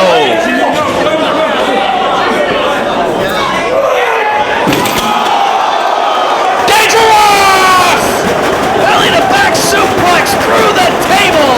Both men go crashing through.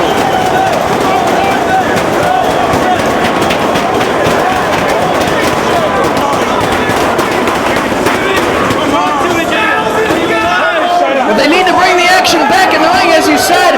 Pinfalls do not count on the floor.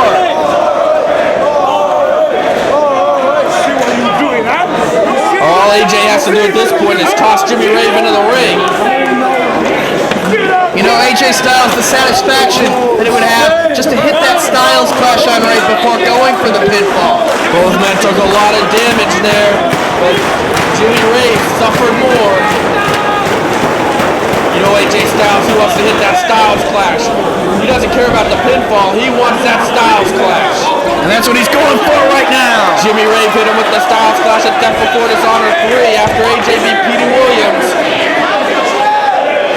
And AJ wants to do it on the chair. Styles Clash on the chair. This could be the end of Jimmy Rave.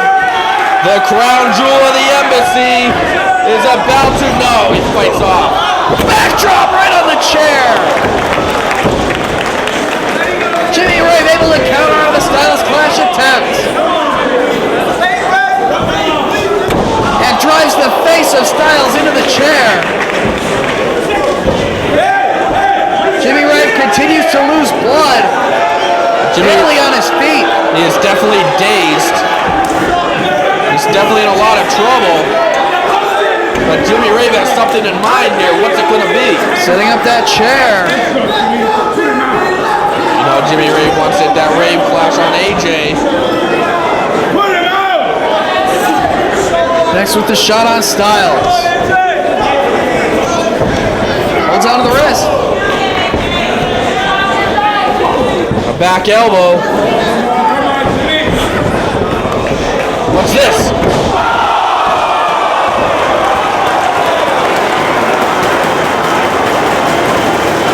A brainbuster on the chair. That could snap a man's neck.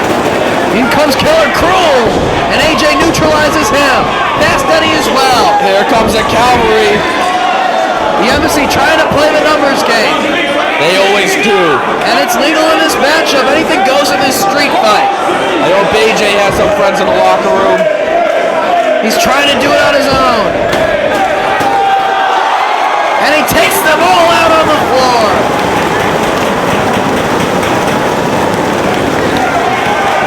Well, that'll even the odds real quick.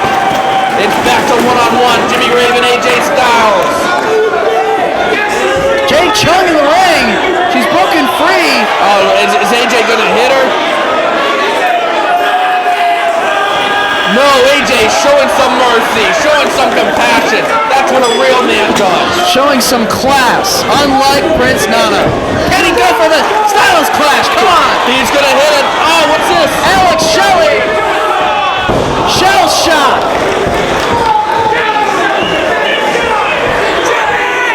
Alex Shelley's put a lot of people with shell shock. And now Jimmy Rave looking for the Rave Clash. Oh no, he nails it. Turns AJ over. And that's it. The interference of Alex Shelley. The Embassy helping Jimmy Rave pull out another victory. And the Rave Clash earns him the victory against AJ Styles in this street fight.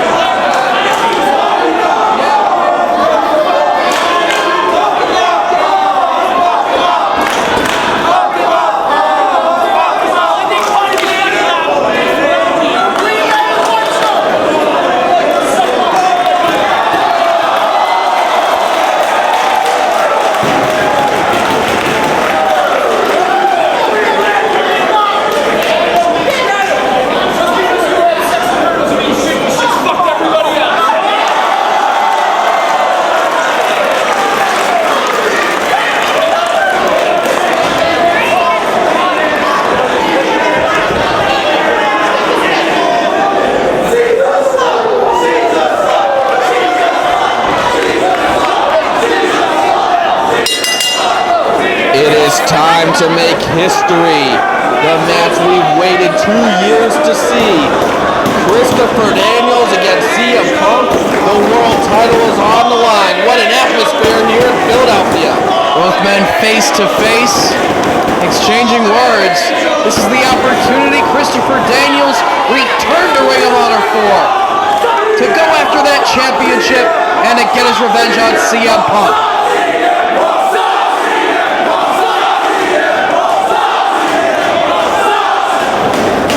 This crowd definitely pro-Daniels, anti-Punk.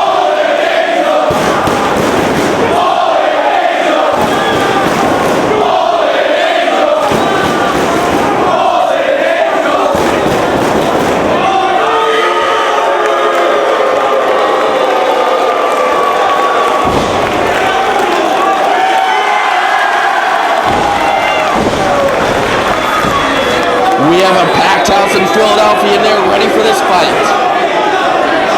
CM Punk is determined to walk away from this show tonight, which he has termed his final show for Ring of Honor. But haven't the past several been his final show?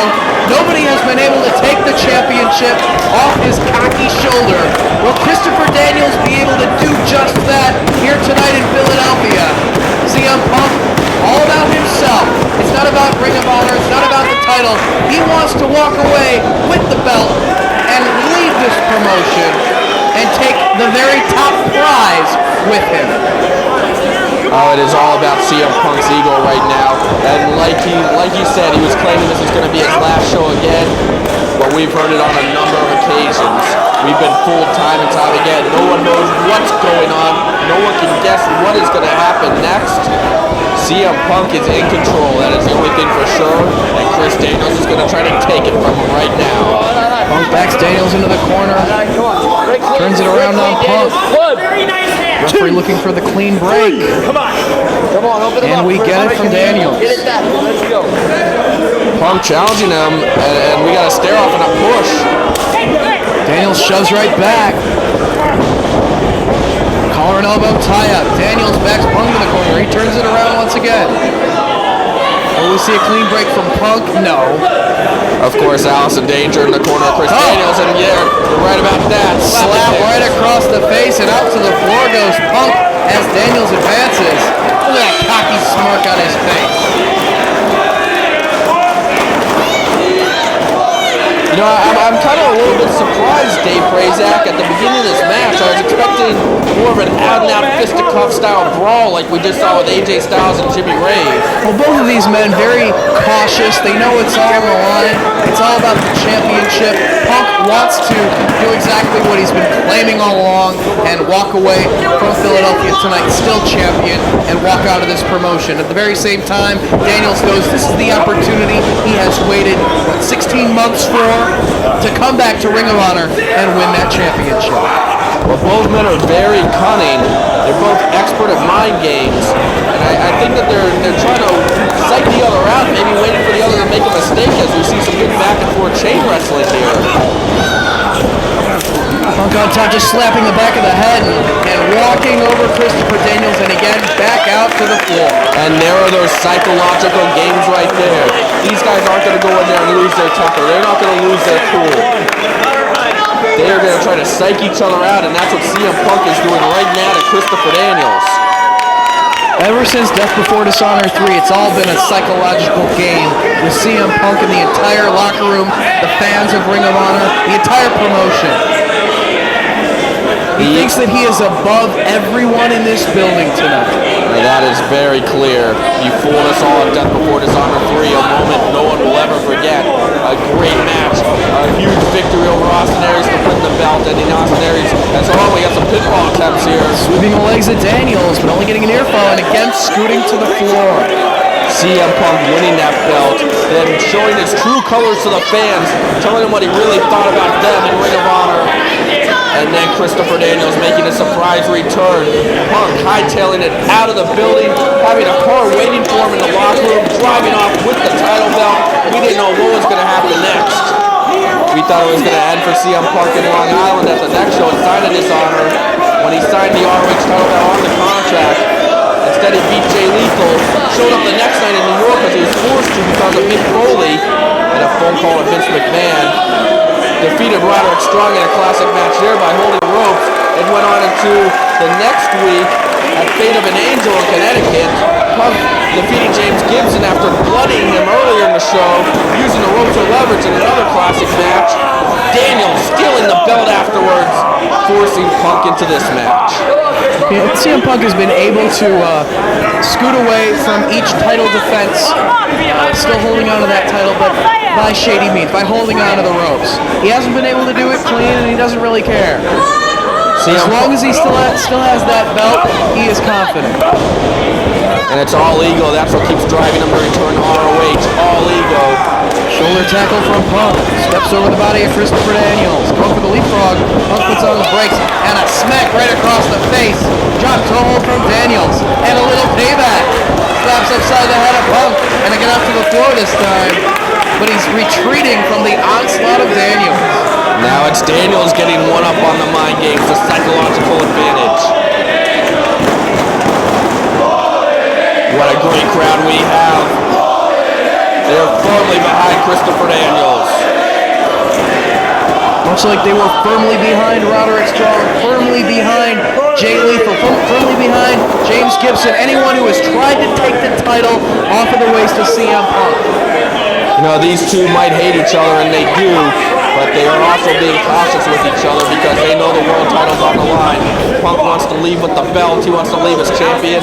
Christopher Daniels, many say it was his destiny back in 2003, if you remember that, to become ROH World Champion one day. Holding on to the hammerlock. Brings Daniels down to the canvas, chest first. Of course, this also marks Christopher Daniels' homecoming to Ring of Honor in Philadelphia. Philadelphia was where Ring of Honor was born, and Christopher Daniels is one of the founding fathers that made this promotion. Starting at the very first show, that three-way on the Era of Honor begins with Loki and Bryan Danielson. Of course, Round Robin Challenge, the very second show, Daniels a main part of that. Daniels part of the four-way, crowning the champion, the 1 hour match there to determine the first ROH champion, almost winning the belt on that one. See, winning the championship would actually mean something to Christopher Daniels. He will look at it as an accomplishment, and it would be a good thing for him to represent Ring of Honor as the top wrestler. Whereas with CM Punk, when he finally achieved the title, it was all about satisfying his ego. He doesn't care about ROH. He doesn't care about the rest of the locker room. It's all about advancing his career. Christopher Daniels sent to the ropes, shoulder tackle. Down goes Punk. It's got him. Earfall right there for Daniels. Both men back to their feet. Arm drag from Daniels, holding onto the arm. Daniels once again cool, collective, and setting the pace. The issue between CM Punk and Christopher Daniels actually goes all the way back to May 31st, 2003. The first Do or Die, which happened to be right here in Philadelphia. They were part of that four-corner survival that included Jimmy Rave and Frankie Kazarian. A lot of mind games in that one. It continued at Wrestle Rave when Daniels teamed with Raven against Punk and Cabana in that Bloodbath Tag Team match. And then it took several months, and we saw CM Punk suffer the loss of his girlfriend, Lucy, attacked. We later found out it was Daniels that orchestrated the attack. Another shoulder tackle. Daniels off the ropes, cartwheel. Right to another arm drag. And again, Daniels in front command has gotten the best of Punk on these exchanges the past minute or so. Again, getting the arm drag and holding onto the arm, keeping it barred. The Lucy attack and everything else led up to battle lines are drawn in January of 2004, the epic six-man war, and it had dire consequences, tragic consequences for Christopher Daniels and the Prophecy when CM Punk hit Christopher Daniels with a Pepsi plunge from the top rope through a table, knocking Daniels out of ROH. Punk able to get the head scissors, work his way out of that arm bar, putting pressure on the neck. And really wrenching up on that neck. As Allison Danger gets this crowd behind Christopher Daniels to fight his way out of this hole. They want the title change. This is a match they come to see. A lot of these fans in attendance at Death Before Dishonor 3 when Punk made a mockery out of them. Punk doing a real effective job twisting the neck around to Christopher Daniels, trying to whiplash it. But I always said that CM Punk is a master of the headlock, knows how to put it to use very effectively. We saw that in the series against Samoa Joe, and he's doing damage to the neck and the head of Christopher Daniels with his head scissors. Trying to work his way out of it is Daniels. Turns it around on Punk and has the legs tied up. And goes to the headlock himself. Once again, we're seeing both men keeping their cool, not losing their tempers, not letting hatred get in the way of the world title. Christopher Daniels once again dictating the pace. Mike Keener, your referee, right on top of the action. A great official for a match this big. Trying to hold on to that side headlock. Punk sends Daniels off the ropes. That's Punk down with the shoulder tackle. Takes out the leg of Daniels. And Punk now grabbing hold of the headlock. He effectively utilized this hold against Samoa Joe to wear the big man down. And this, once again, is about setting the pace, showing who is in control. And Punk has firmly believed for the past month or so that he is in control of the championship, in control of the future of Ring of Honor. Well, you know, he is. I mean, nobody knows what is going to happen next. And hopefully this really is Punk's last night. And hopefully Christopher Daniels will win that title and get it away from Punk. Because could you imagine what would happen if Punk left with the world title? That's exactly what he wants to do. And if it's not Christopher Daniels, it's anyone in that locker room that wants to take that belt off Punk. Backslide. Only a near fall. Punk back to his feet. Side headlock takeover by Daniels. You know, you have to wonder if Punk would even be here right now if Daniels hadn't stolen the belt last week. Well, he forced CM Punk to wrestle one more show. He's always saying, this is going to be my last show. But the rest of that locker room will not put up with him trying to walk away from the company with the championship. Samoa Joe outraged, James Gibson outraged, Mick Foley outraged. In fact, Mick Foley and Samoa Joe even uniting. They were enemies earlier in the year, and they have united because of CM Punk. We saw James Gibson having words of encouragement for Roderick Strong. They weren't the best of friends. They were united by CM Punk. The locker room's hatred for CM Punk and his cocky attitude has certainly unified the entire roster. Daniels takes Punk down. Now we're getting into some hard-hitting action. Pulls him back up. And a headbutt from the Fallen Angel. Of course, Christopher Daniels loves to use the best moonsault ever. The Koji clutch. The last rites, the angel wings. All dangerous weapons that can pin a man. Lateral press, but Punk kicks out. Just a 1 count. CM Punk, he favors the Anaconda Vice and the Pepsi Plunge to put his opponents away. Driving the shoulder into the midsection of Daniels in the corner. Pulls him out of the corner and drives him face first into the canvas. Punk with the cover. And he gets 2. Now let's see if either man can get a flurry of offense going. So far, it has been back and forth. Punk right back to the side headlock. Yep. Once again, it's a control game. We had Daniels with the advantage with the series of arm drags and keeping hold of the arm of CM Punk. Punk going to the head and the neck, trying to wear the man down. This crowd trying to cheer on Daniels, trying to give him energy to get out of this headlock. No, Punk maintains it. Tried to send him off the ropes, but Punk resilient, holding out of the headlock. Of course, Death Before Dishonor 3, if you saw that home release, it was basically a tribute to CM Punk and all the great matches and great things he's done in ROH, and he made a mockery out of that whole thing. Sends Punk off, ducks his head, and Punk connects with the kick. Yeah, Punk basically making a mockery out of the whole thing, the whole DVD release. The fact that he allowed us to make a tribute to him. Punk ruining his legacy after doing so many great things in ROH. Too many things to list. Sends Daniels head first into the turnbuckle. And again, all the way across the ring. Punk now trying to wear down Christopher Daniels. This time he puts on the brakes and he sends Punk head first. Shot right across the chest. Daniels firing away on CM Punk. Forearm shot. Nice flurry of offense from Christopher Daniels. And now just pounding away on Punk in the corner. The Punk walks out of the corner, inverted atomic drop. Up to the second rope. But Daniels catches him. Daniels returning the favor. Both men down. Daniels struggles back to his feet. This could be a crucial moment of the match right here, as whoever hits the next high impact move could be able to be in firm advantage. Drives the elbow into the forehead of CM Punk. This has been a very mentally and physically exhausting match so far for both men.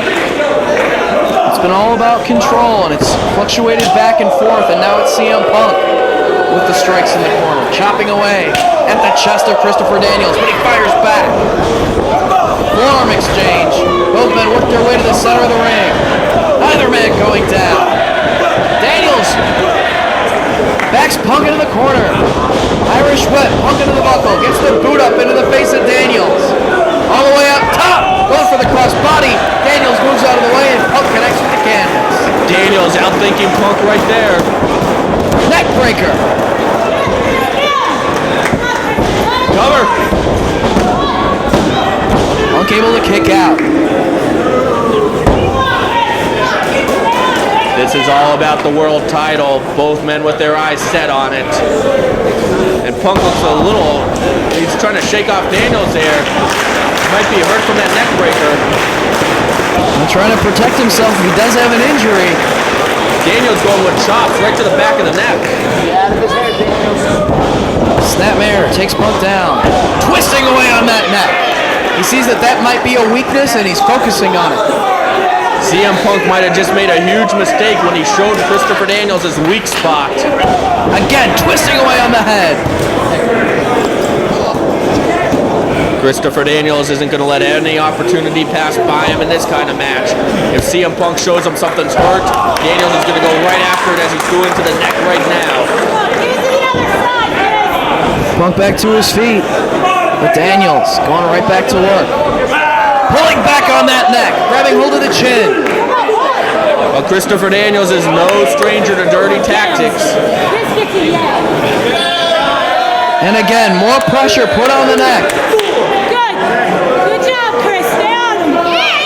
Allison Danger rooting on her man. And Daniels, I haven't seen him employ chops like that before. Belly to back suplex jars that neck. As Punk on impact, grabbing hold of the back of his head and his neck. And look at Punk trying to escape from the ring right now, but Daniels right out after him. He's not going to give him a moment to rest. Doing damage out on the ring apron now. Of course, no countouts in ROH or a match like this. Series of knee strikes right to the back of the neck of Punk. Punk's in a lot of pain right now. Daniels back inside the ring. Grabs hold of the legs. Looking to slingshot Punk. Driving that throat into the ropes. How'd that feel, bitch? Of course, we have a big double shot of events coming up in Dayton, Ohio, and Chicago Ridge, Illinois during the second week of August. Back in Morristown, New Jersey on the 20th.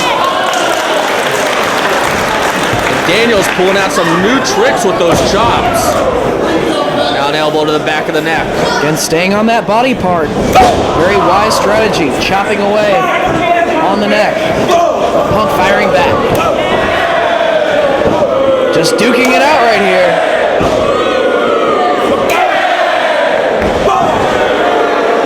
Shades of New Jersey with the yays and the boos, but this time Punk on the boo end. Back body drop from Daniels. Cover. No, Punk able to kick out. Let's see if Daniels is able to stay on that neck. That seems to be the key point in this match so far. Grabs hold of the head. Vertical suplex, jarring that neck once again. Daniels definitely with the advantage when it comes to high impact moves so far, as there's an Arabian press. Right into a crossface, pulling back. pressure on the neck. Really pulling back on that neck, but he's very close to the ropes. See if Punk realizes where he's at. He's reaching for the ropes. You can't really see how close he is. Let's see what kind of ring presence Punk has. And he makes the ropes. All on instinct as his vision was blocked. And rolls to the floor. Trying to buy himself some time and shake out that neck. But Daniel staying right on the man. You know that Punk won't be able to live with himself if he loses to Christopher Daniels.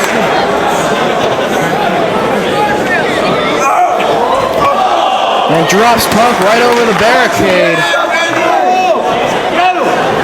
Daniels doing the smart thing here, not giving Punk a moment to rest to recuperate.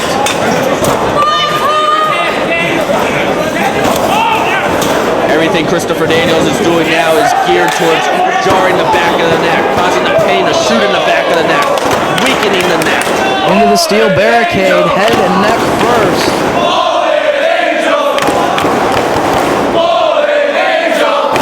Crowd showing their support for Daniels. It's about 2 Punk fans in this crowd. Repeatedly driving his head into the steel. Simple and effective. Of course, the Angel's wings and the last rights doing damage to the head and the neck of his opponent. As well as the Koji clutch. Very devastating submission on the neck. Pitches Punk back inside the ring. CM Punk has also not had any offense in quite some time. Now Daniels grinding on that side headlock. And notice he has that headlock cinched on the neck area. And right in the middle of the ring. And right now he's got leverage to his advantage and he's kind of twisting up. And that works right on the neck there, especially with that sort of leverage. Real quick, Dave, we got to pay the bills. The most exciting time of the match. ROHWrestling.com, 215-781-2500. All your wrestling merchandise needs, much more than ROH merchandise. Dave, feel free to cut me off at any time. DVDs from lots of independent groups. Punk sends Daniels off the ropes, shoulder tackle. Step over by Daniels. Knee to the midsection from Punk, and that could turn the tide of the match. Punk has had his neck relentlessly worked over by Daniels for the past several minutes, finally able to hit a high-impact maneuver to take away the momentum of Daniels, and this buys Punk some time. Right, I'm going to finish this up real quick. Check it out, Full Impact Pro. See what the buzz is all about. FIP now, several DVDs in stock. IWC, BCW, TNA, WWE merchandise, shirts, DVDs, figures, rare merchandise from Japan, figures, shirts, everything. ROHWrestling.com, 215-781-2500. The Straight Shooting Series, Volume 3 with Jim Cornette and Bobby the Brain Heenan out now. Raven and Sandman, Jim Mitchell, Shane Douglas and Terry Funk. That's a must-see shoot interview. Francine, classic wrestlers like One Man Gang Kamala, legends like Mick Foley and Jushin Liger. Straight Shooting Series, the best shoots anywhere. Secrets of the Ring Series, Volume 2 with Raven out now. ROHWrestling.com, 215-781-2500. All your wrestling merchandise needs. Punk driving the knee into the back as the arm trapped in hammerlock position, headbutting away. And now just trying to play even more mind games. Getting right in the face of Daniels. And Punk right now just trying to show that he's not really hurt, although we know that that neck has to be aching in pain.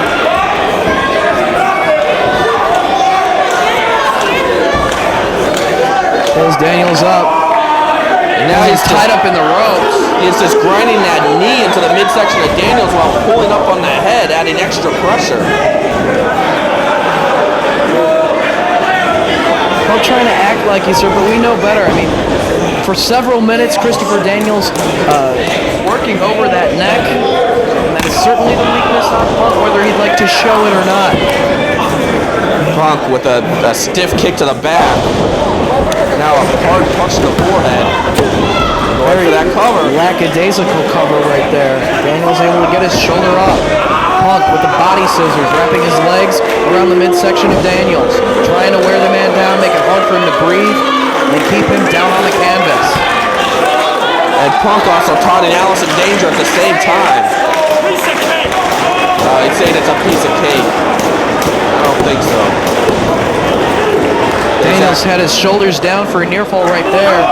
Sits up to prevent himself from being pinned. Daniels trying to elbow his way out of it now. Let's see if Punk lets go of the hold. What does Daniels have left? No. Able to keep the body scissors applied on Daniels.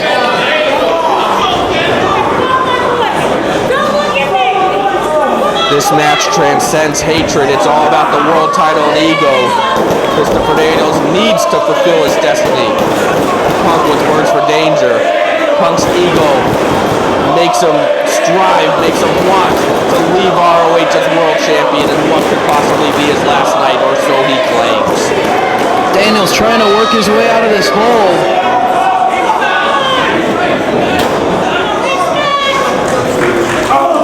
Again, trying to elbow his way out of it to force Punk to release the pressure. And he finally does. Back to his feet. Goes for the elbow drop. Daniels moves out of the way.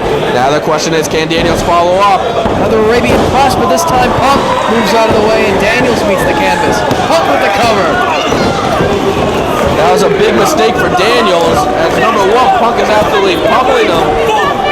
It gave Punk the opening to do that, but number two, Daniels crashing down in that midsection, which is already injured, and now you see Punk clutching at the neck. He's been trying to hide that weakness for the past several minutes, but right there it showed. He couldn't take the pain anymore. That ache that must be just throbbing in his neck right now. And Daniels clutching away at his midsection. He was in that body scissors for about 2 minutes. A lot of pressure put on his rib cage. And of course, missing that Arabian press jarred the midsection as well as Punk kicks away. Pulls Daniels back up. He was just stomping the ribs there. Absolutely brutal. And drops him midsection first on the top ring rope. Chop right across the chest. And that chop echoed throughout the National Guard Armory here in Philadelphia. Daniels trying to hold on to the ropes. Stay on the ring apron. Punk connects with the shot. Daniels shoulder blocking the midsection of Punk. Forearm across the back, another shoulder block to the midsection of Punk. Another forearm of the back. Back and forth they go. Series of shoulder blocks now from Daniels.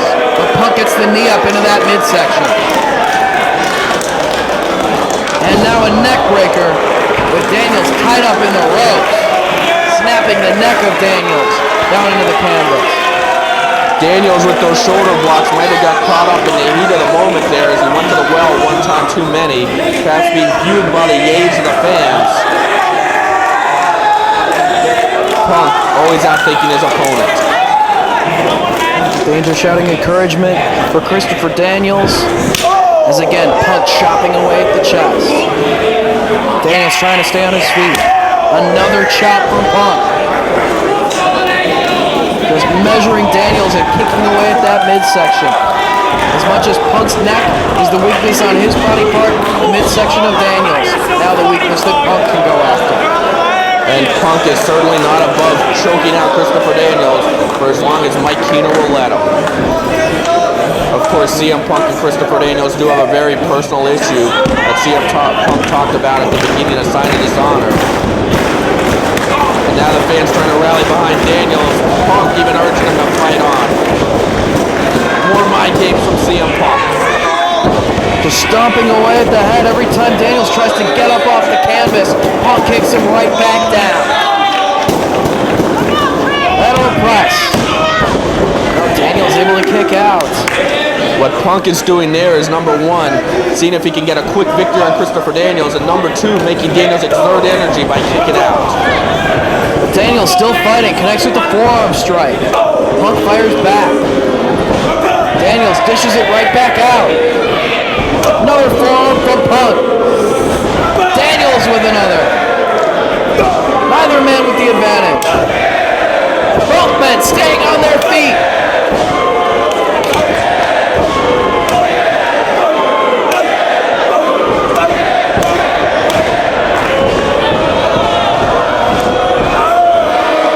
Right into an abdominal stretch. as this crowd showing their support for Daniels on that exchange. More pressure put on the abdominal region, the midsection of Christopher Daniels. Punk has been very good about staying on that body part just as much as Daniels has been very good about staying on the neck of Punk. Punk knows the weakness, and he has been exploiting it as best he can, especially right there, a critical time when it looked like that Daniels might have been able to swing the momentum in his favor and perhaps go on to victory as he had the crowd behind him. Punk not only cutting off Daniels here, but cutting off the crowd. Punk trying to give Daniels a burst of energy here to fight his way out of the abdominal stretch. We are over 30 minutes into this match right now. Who has the most endurance? Who has the better conditioning as Daniels fighting out of the abdominal stretch? Trying to hip toss his way out of it. Can't get him over. Connects with several jabs. Off the ropes comes Daniels. Punk going for the abdominal stretch again. No! Daniels gets it on Punk. And now look away. He's got those hands hooked around the neck of Punk, wrenching the neck of CM Punk. Punk hip tosses Daniels. Roll up! Only two. Both men back to their feet. Knee to the midsection. As soon as he saw that opening, Punk took advantage and went right back to work on the midsection of Daniels. But look at Punk there clutching the back of his neck. And right now, since we are over 30 minutes into a grueling match here, both men with distinct weak points, this match could end at any moment. We've seen in the past that CM Punk can go the distance. CM Punk can last upwards of 60 minutes in a wrestling ring. We know that Christopher Daniels can do the very same thing. CM Punk, of course, we saw him take Samoa Joe to the limit on 2 occasions. World Title Classic in the 5-star match at Joe vs. Punk 2. Cover! Daniels kicks out. And now I think it's going to be a matter of who hits one of their finishing moves first. That's a pretty obvious statement, though, Dave. Yeah. Going for the abdominal stretch once again, and Punk cinches it in. Now Punk also clasping the hands, giving Daniels a little payback for that neck vice before, now focusing right back on the abdominal muscles. If the match comes down to endurance, you look at the ROH roster, 2 of the wrestlers that you might put at the top of the list are Daniels and Punk when it comes to being in the top physical form to be in the ring and last during a lengthy battle, as we're seeing here. We are seeing a test of ego here, a test of will, a test of conditioning, as Daniel now trying to elbow his way out of this painful hold. Can't hip toss his way out of it. Monkey flip by Punk. Daniels landing on his feet. Catches Punk and drives him down face first to the canvas. Both men are down. Most importantly, this is buying Daniel some time to recuperate. Allison Danger right there with more encouragement. Will the Prophecy finally get control of the world title? Daniels came back to Ring of Honor for 2 reasons. To get his revenge on CM Punk and to finally hold the ROH World title. No revenge would be sweeter for Daniels than defeating Punk for the world title. He knows what that would do to Punk mentally as he fights back with those clotheslines and a forearm. Another clothesline takes Punk down. Daniels getting a burst of energy. Punk reverses the Irish whip. Off the ropes. Kick Rana from Daniel. Only gets 2. Daniels getting his second win here.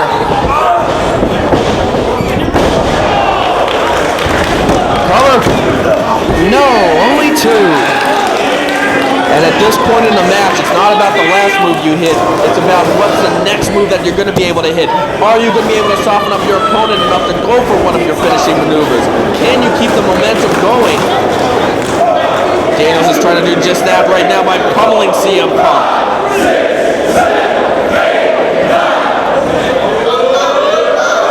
And the fans here in Philadelphia counting along. Daniels in command. Irish whip reversed. Daniels into the buckle. Sidesteps Punk, who collides with the buckle. And now he's just whipping Punk head first. Into the steel as the turnbuckle pad has come loose. And he's just driving Punk head first into that steel buckle. And Daniels dumped hard onto the floor, and his midsection collided with the edge of the ring apron on the way over. Oh, this could be it for Daniels. Punk pushing him over the top rope there when Daniels was in midair. Daniels having absolutely no control, crashing to the floor, unable to protect himself in any way. I don't know if Daniels will even be able to get into the ring. Allison Danger checking on the condition of Daniels on the floor. I'm surprised Punk isn't following up immediately, though. His midsection just collided with the edge of the ring, as if all the punishment that Punk has unleashed thus far wasn't enough. And now Punk stalking Daniels, kicking him right in the midsection again. Relentlessly going to work on the abdominal region of Christopher Daniels. Daniels is going to have a lot of trouble breathing. Pulls him back up. And again, driving it into the edge of the ring.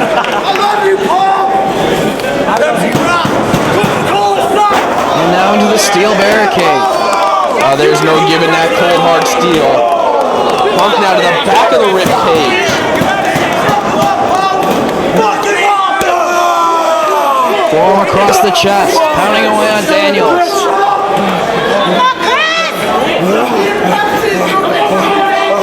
And Punk isn't interested about getting a pinfall now. He's interested in punishing Christopher Daniels on the floor. Punk knows he has all day out there.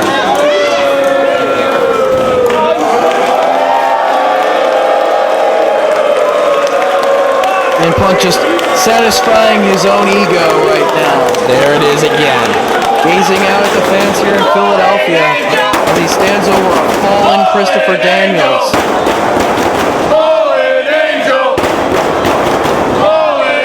Up against the ring post is Daniels. Chop from Punk. Daniels is in a lot of trouble here. Combination of strikes. Daniels has a dazed look in his eyes. He might be out on his feet. Right back inside the ring.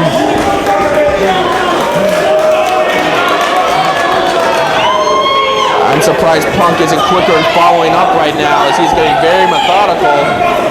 A 60-minute time limit in this match. Maybe Punk is trying to wait out the clock. Punk methodical and very cocky and very full of himself.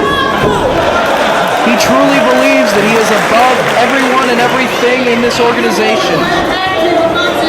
And he's in command of the match at the moment. Elevates him and drives the knee into the midsection once again. Back senton down across the midsection. A new trick out of Punk. Daniels kicks out. Gets a 2 count. More impact on the ribs. More exertion from Christopher Daniels to kick out. Kicking away at the back. A hard kick, a punishing kick. A kick that had to rattle up and down the spine of Christopher Daniels into the rib cage. But he's firing back. Shots at the midsection of Punk. Daniels has to be thinking about battle lines are drawn right now. He has to get some anger going, use it for adrenaline. And he's getting that adrenaline burst. Big boot off the ropes from Punk. Look at that cover. I don't see how CM Punk can expect to pin Christopher Daniels with a cover like that.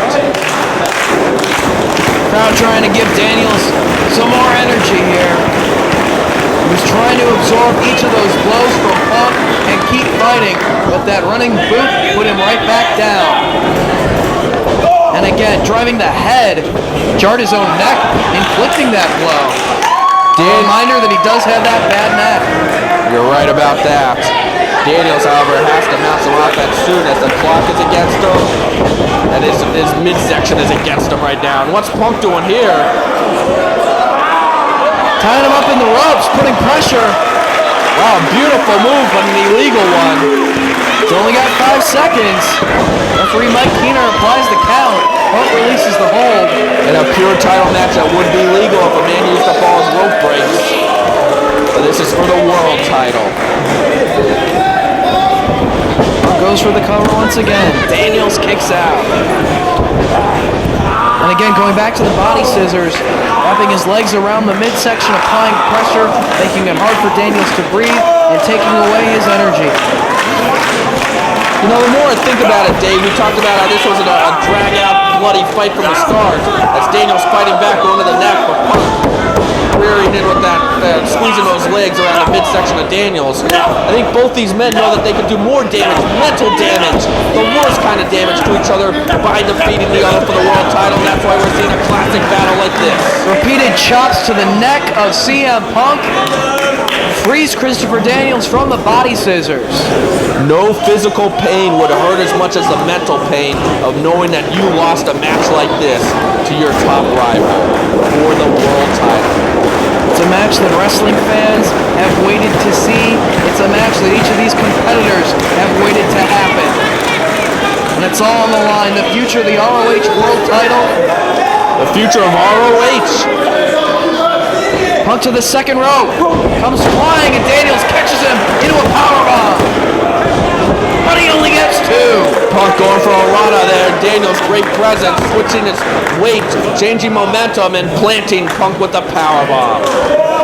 Both men feeling the effects of the matchup thus far. Referee Mike Keener applies a count on both wrestlers.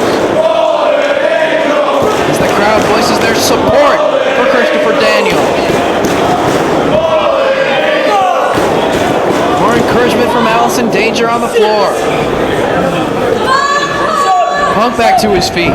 Daniels back up himself. Punk connects. Daniels fires back.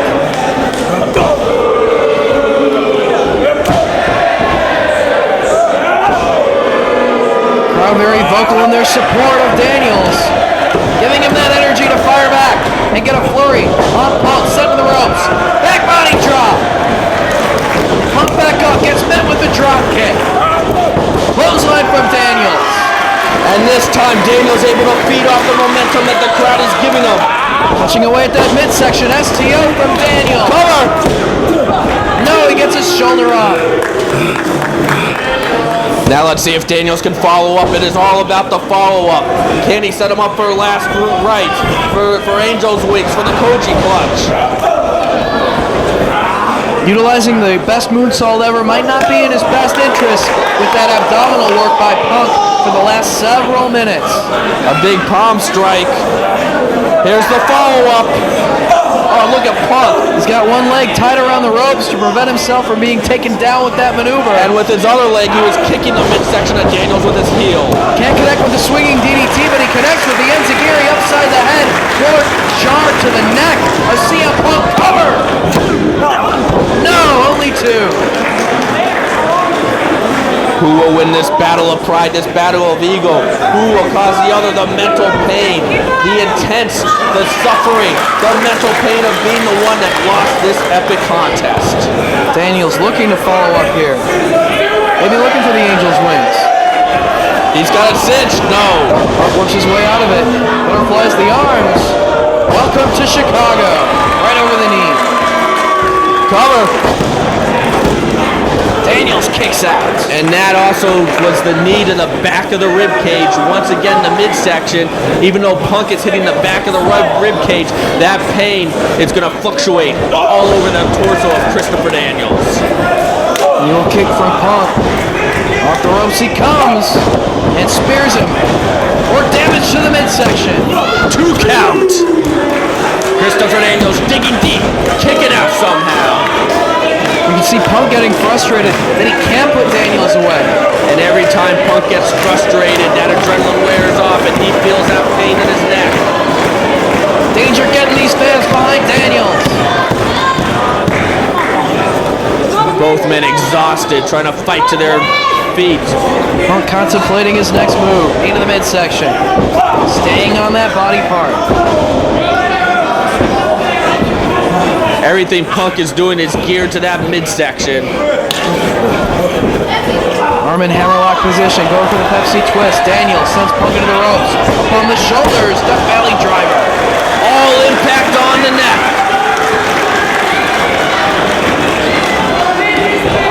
Daniels with the cover. Punk able to kick out. Oh, and now you're finally seen that look of frustration on the face of Christopher Daniels. The first look of frustration I have seen from Daniels. He thought that he had it right there. Death Valley driver, all impact on the injured neck.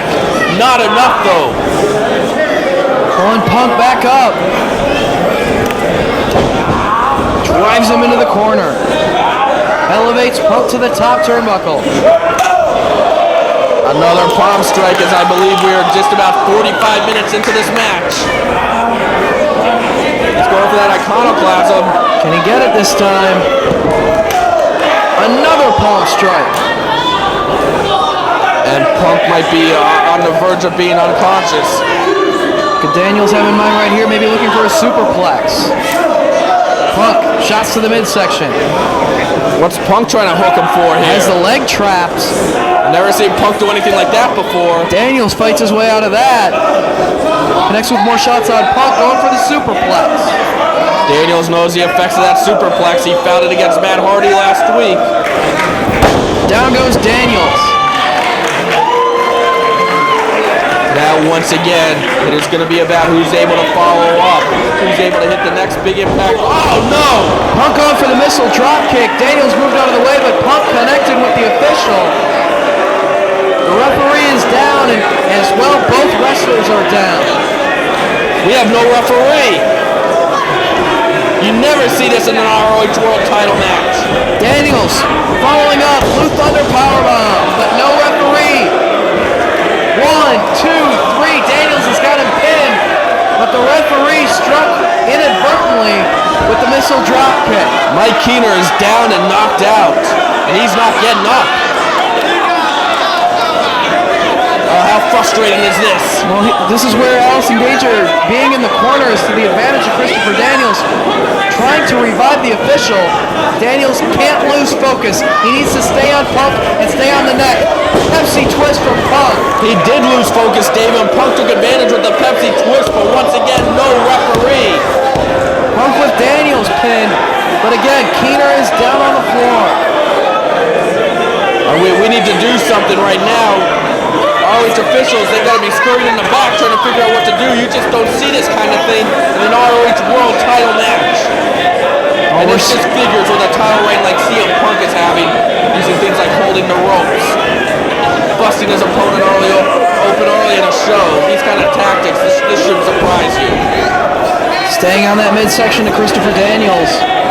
It doesn't matter what either man does right here because there's no one to decide a winner. Well, hopefully Keener can get back to his feet. Daniels now. Looking for the best moonsault ever. He hits it. He's got Punk. And on. Here comes Todd Sinclair.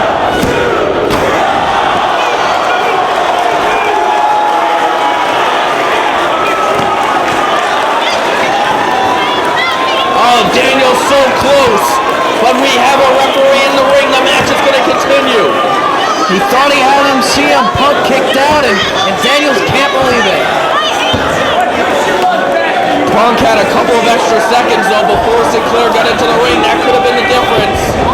We do have a referee. This match will continue. We will get a winner. Both men spill through the ropes and out to the floor.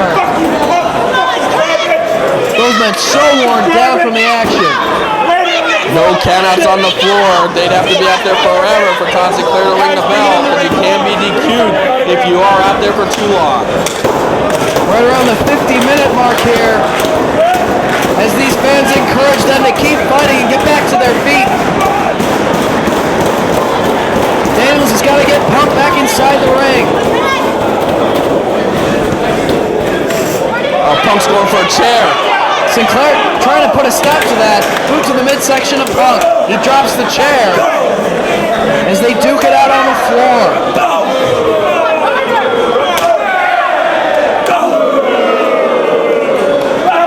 Forearm shot from Daniels. Punk fires back.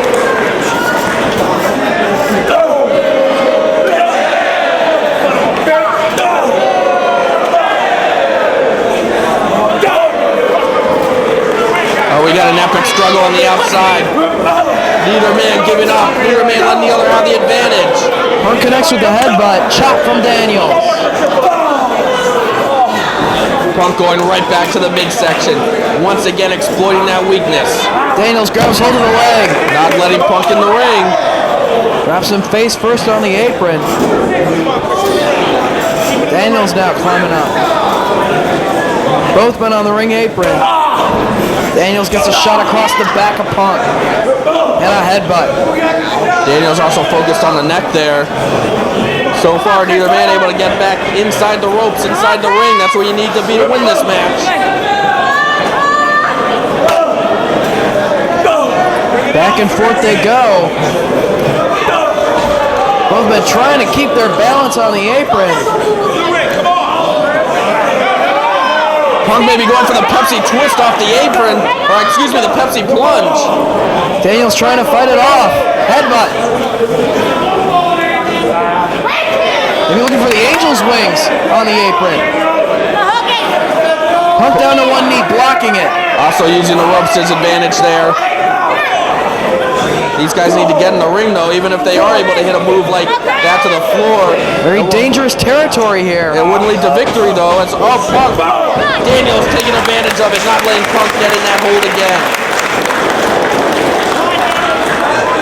He's got Punk down. Daniels needs to capitalize, needs to follow up. Well, this is a tough match to call, Dave. We've been here for a long time.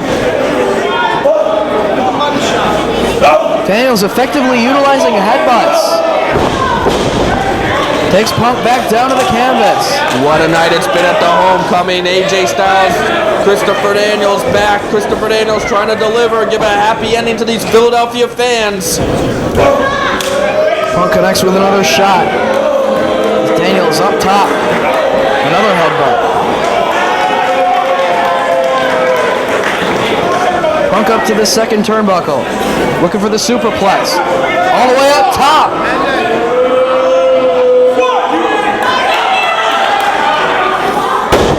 Superplex connects. But Punk jarred his own neck, delivering the maneuver.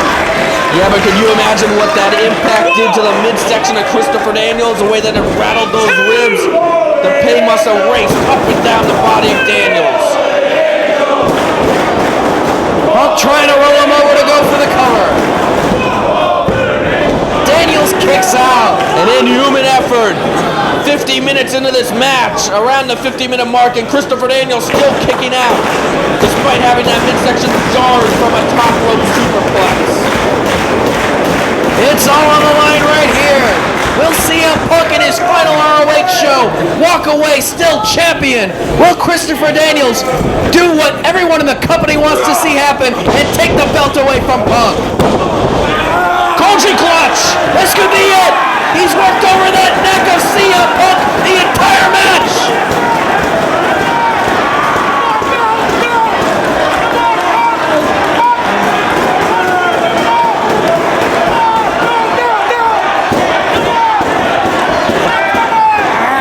Punk, he's inching his way to the ropes. He's fighting. Come on, tap, tap.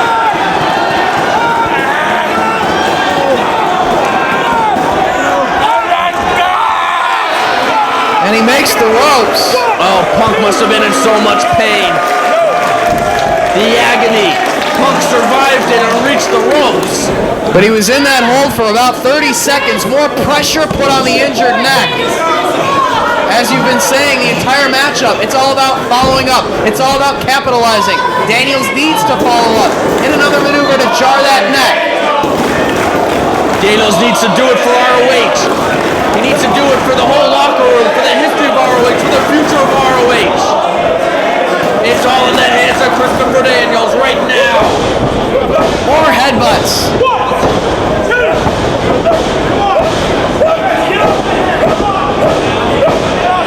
Over a dozen headbutts from Christopher Daniels. Off the ropes he comes and gets met with the big boot of Punk. Cover!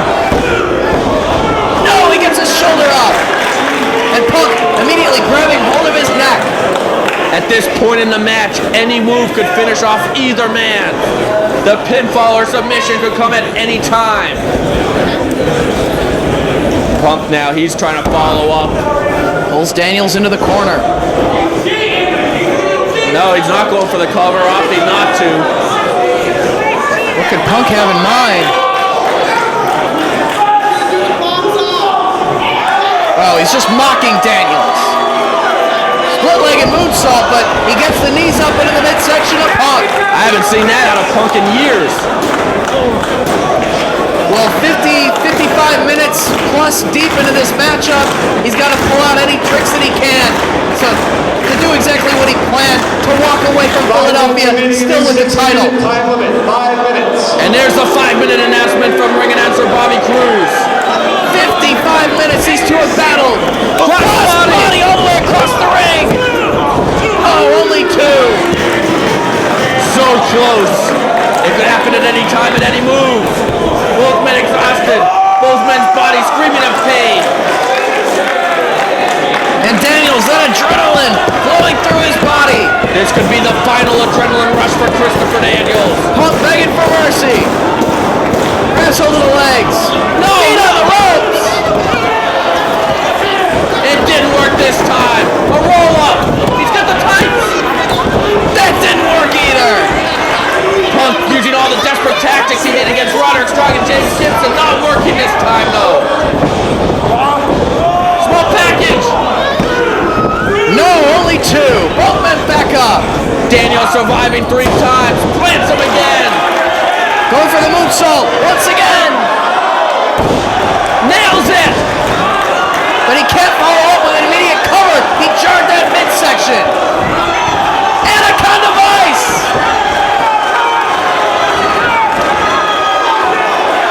Can Daniels hang in there?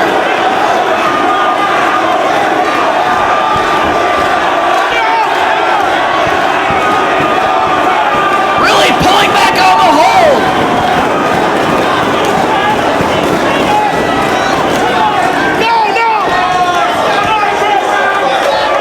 Daniels using every last ounce of strength and adrenaline he has. He's so close to the ropes.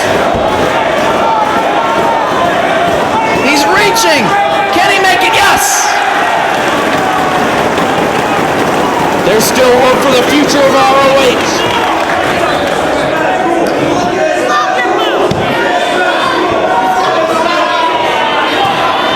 I'm exhausted calling this match. Can you imagine how both these men feel? Punk needs to follow up here. Pulls him into the center of the ring. He's going for the Anaconda. No! Crucifix pin attempt. Rolls all the way through, back into the Anaconda Vice. I think Daniels used up his last ounce of strength last time to escape the hold. Daniels trying to kick his way out of the hold. Now Daniels, he has nothing left. Not giving it up. This crowd here in Philadelphia encouraging Daniels to hang in there.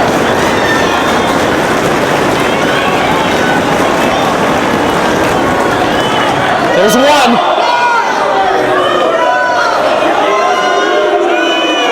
One more time and it's over. No!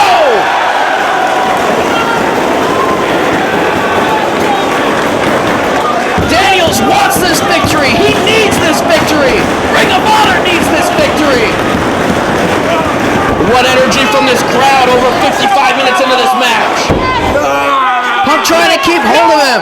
Daniels still unable to escape the hold. The Anaconda Vice still wrenched in.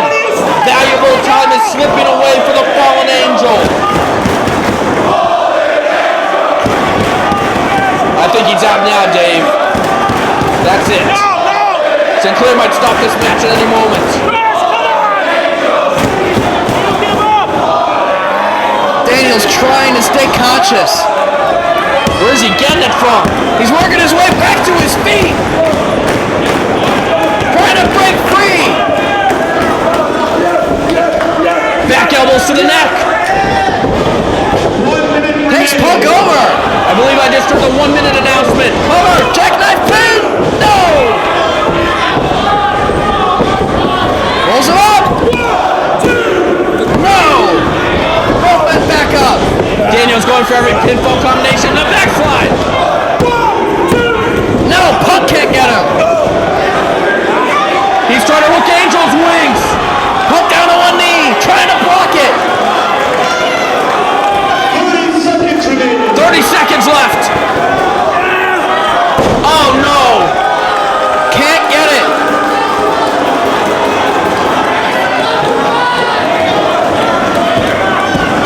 There's still time. He needs to do something now. Punk going for the ropes. Wasn't close enough to use the ropes. Angel's wings!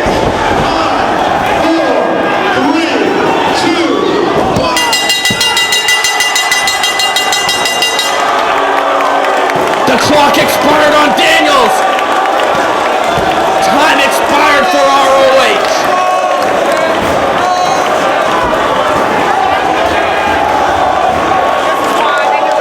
Oh, this crowd hates it. Attention, please. The 60-minute time limit has expired. The official ruling is a draw. And there's your final announcement, the official's announcement. The match is a draw. Punk retains the title. Well, if Punk's goal was to make Christopher Daniels go the distance, to slow down the matchup, to be methodical and maintain control, Punk did exactly what he set out to do. He is still Ring of Honor World Champion on his last show for the company. For Dave Prazak, I'm Jimmy Bauer, and the future of the Ring of Honor World title is in jeopardy, and it's in that snake's hands right now.